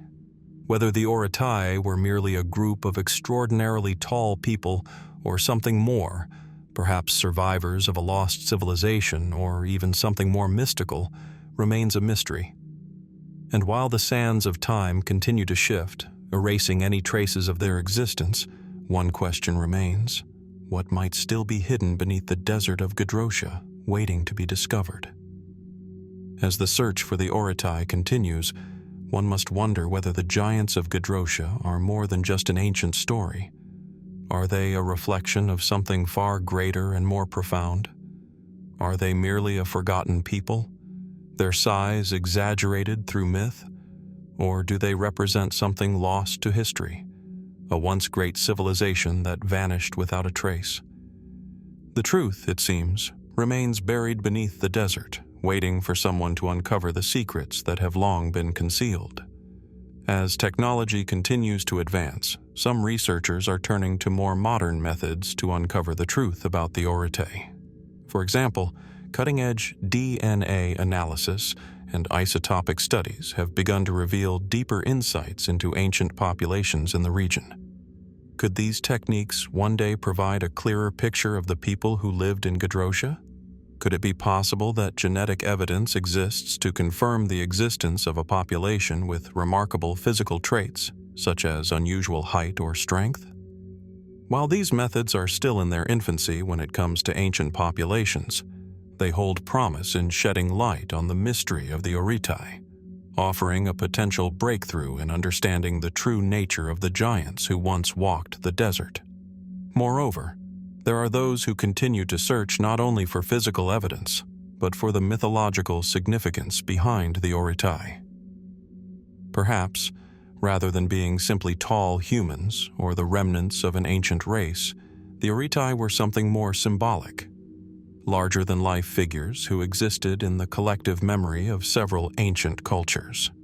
The stories of giants often serve as metaphors for divine power, strength, and wisdom, transcending mere physicality. In this sense, the Orotai may have been elevated in ancient lore to represent ideals and forces far greater than mere humans. Whether they were seen as protectors, gods, or heroes, their legacy could have been immortalized in myth, waiting for us to decipher its deeper meaning. Nestled deep within a dense forest, shrouded in the thick, damp fog of ancient trees and tangled vines, lies a site that has both captivated and confounded explorers for centuries. The Rain Tree Crypts, named after the towering trees that guard their secrets, are a series of burial sites that have remained largely untouched and mysterious. Located in the remote reaches of Southeast Asia, the crypts are carved into the very heart of a forgotten hill.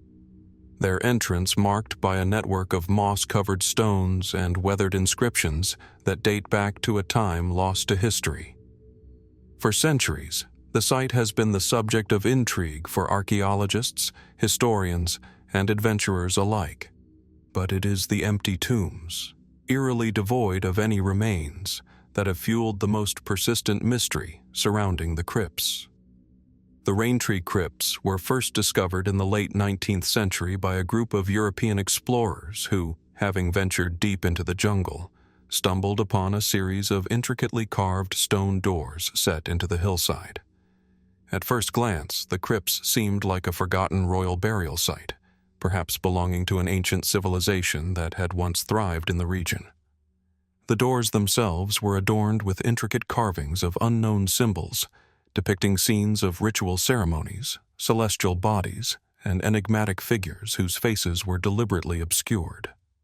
The carvings, though beautiful, were unsettling, giving the tombs an air of mysticism, an aura that would only deepen once the explorers ventured inside.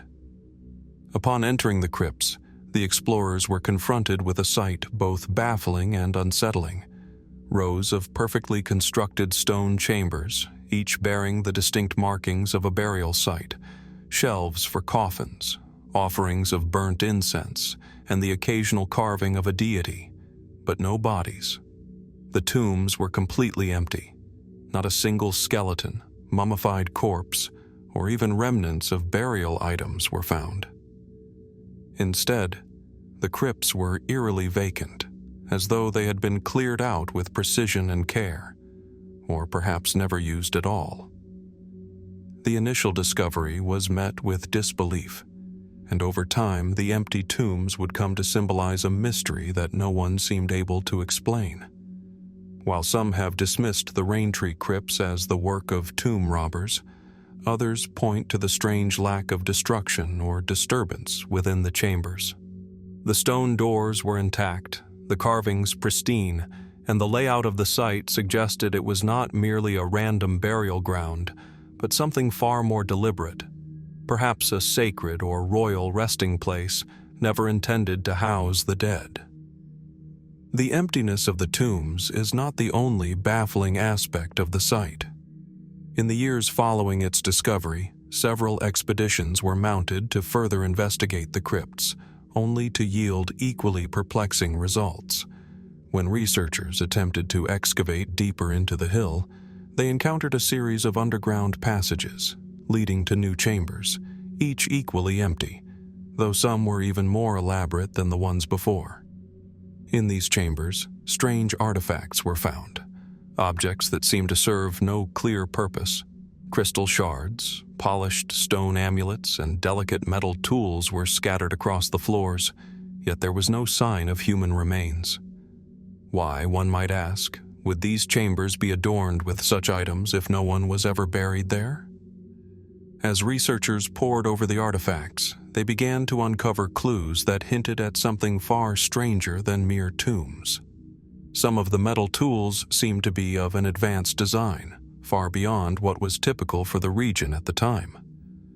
One particular object, a small, intricately carved crystal sphere, has been the subject of much debate.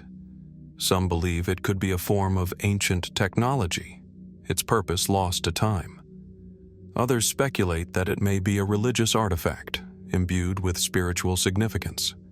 Yet, no theory has been able to explain its presence within a tomb that holds no bodies. Theories regarding the Raintree crypts range from the conventional to the highly speculative. Mainstream archaeologists tend to favor the explanation that the crypts were either never completed or were abandoned during a period of social or political upheaval. The ancient civilization that built them may have left the site due to an environmental disaster, such as a flood or earthquake, or perhaps they were driven away by invading forces. This theory would explain the lack of bodies. If the tombs were never used, there would be no remains to find. However, the idea that the crypts were never finished or used does not sit comfortably with all researchers. The craftsmanship of the tombs is too meticulous, the layout too intricate. The site suggests purpose and intention, a deliberate construction meant to house something, or someone. But if these tombs were not for the dead, then who were they meant for? One theory that has persisted among fringe researchers and conspiracy theorists is that the crypts were constructed not as burial sites, but as storage for something far more precious: knowledge.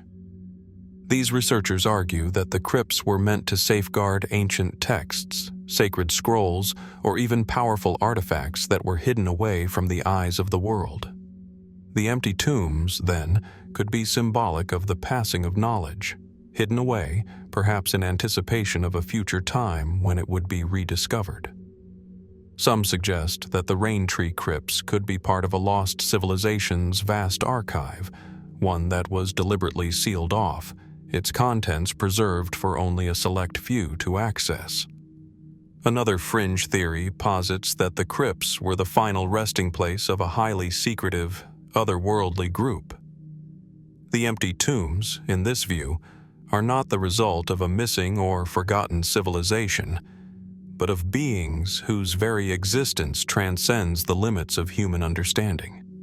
These beings, said to be of a spiritual or even extraterrestrial nature, might have used the crypts to transition into another realm, leaving behind only these empty chambers as their final mark upon the earth. Could the empty tombs be the remnants of a civilization that was not bound by the same rules of mortality as we are? Then, there are those who believe that the crypts may represent a kind of ritualistic journey, an initiation or passage that was never completed.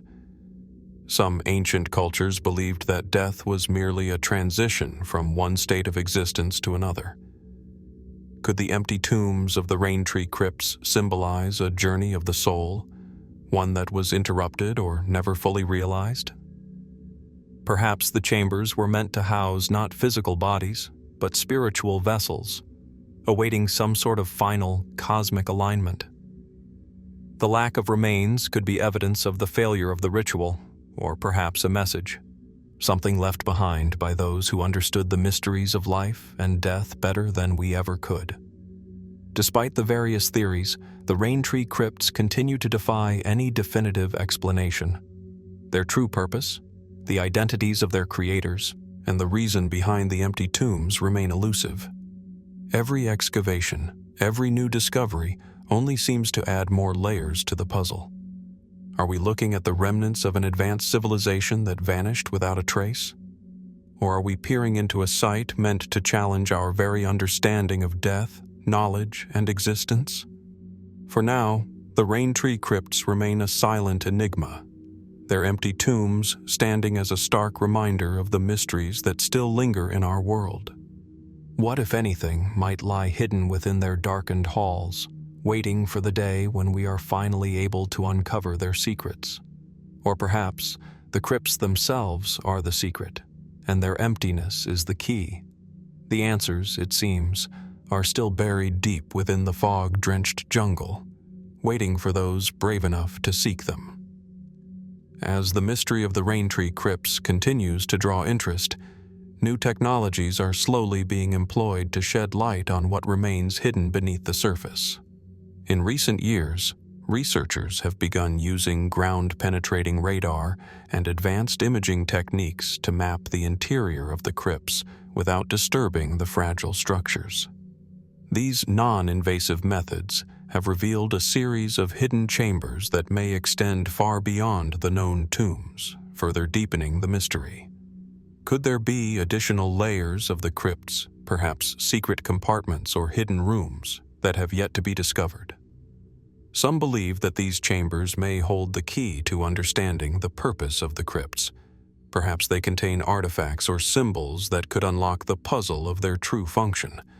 However, despite these modern efforts, the crypts continue to resist explanation. There are those who argue that the absence of human remains may not be a sign of abandonment, but rather an intentional design. Perhaps the tombs were meant to be empty, representing a symbolic departure rather than a physical one. Could it be that the builders of the Rain Tree crypts believed that death was not a final state, but a transition? If this was the case, then the crypts might not have been intended to hold physical bodies, but rather serve as a vessel for the soul or spirit. The empty tombs, in this sense, would be a powerful statement about the impermanence of life and the idea of spiritual transformation. Could the crypts be an eternal testament to a belief system that transcends time and space, leaving us with only the mystery of their purpose? The answers, it seems, are still just beyond reach.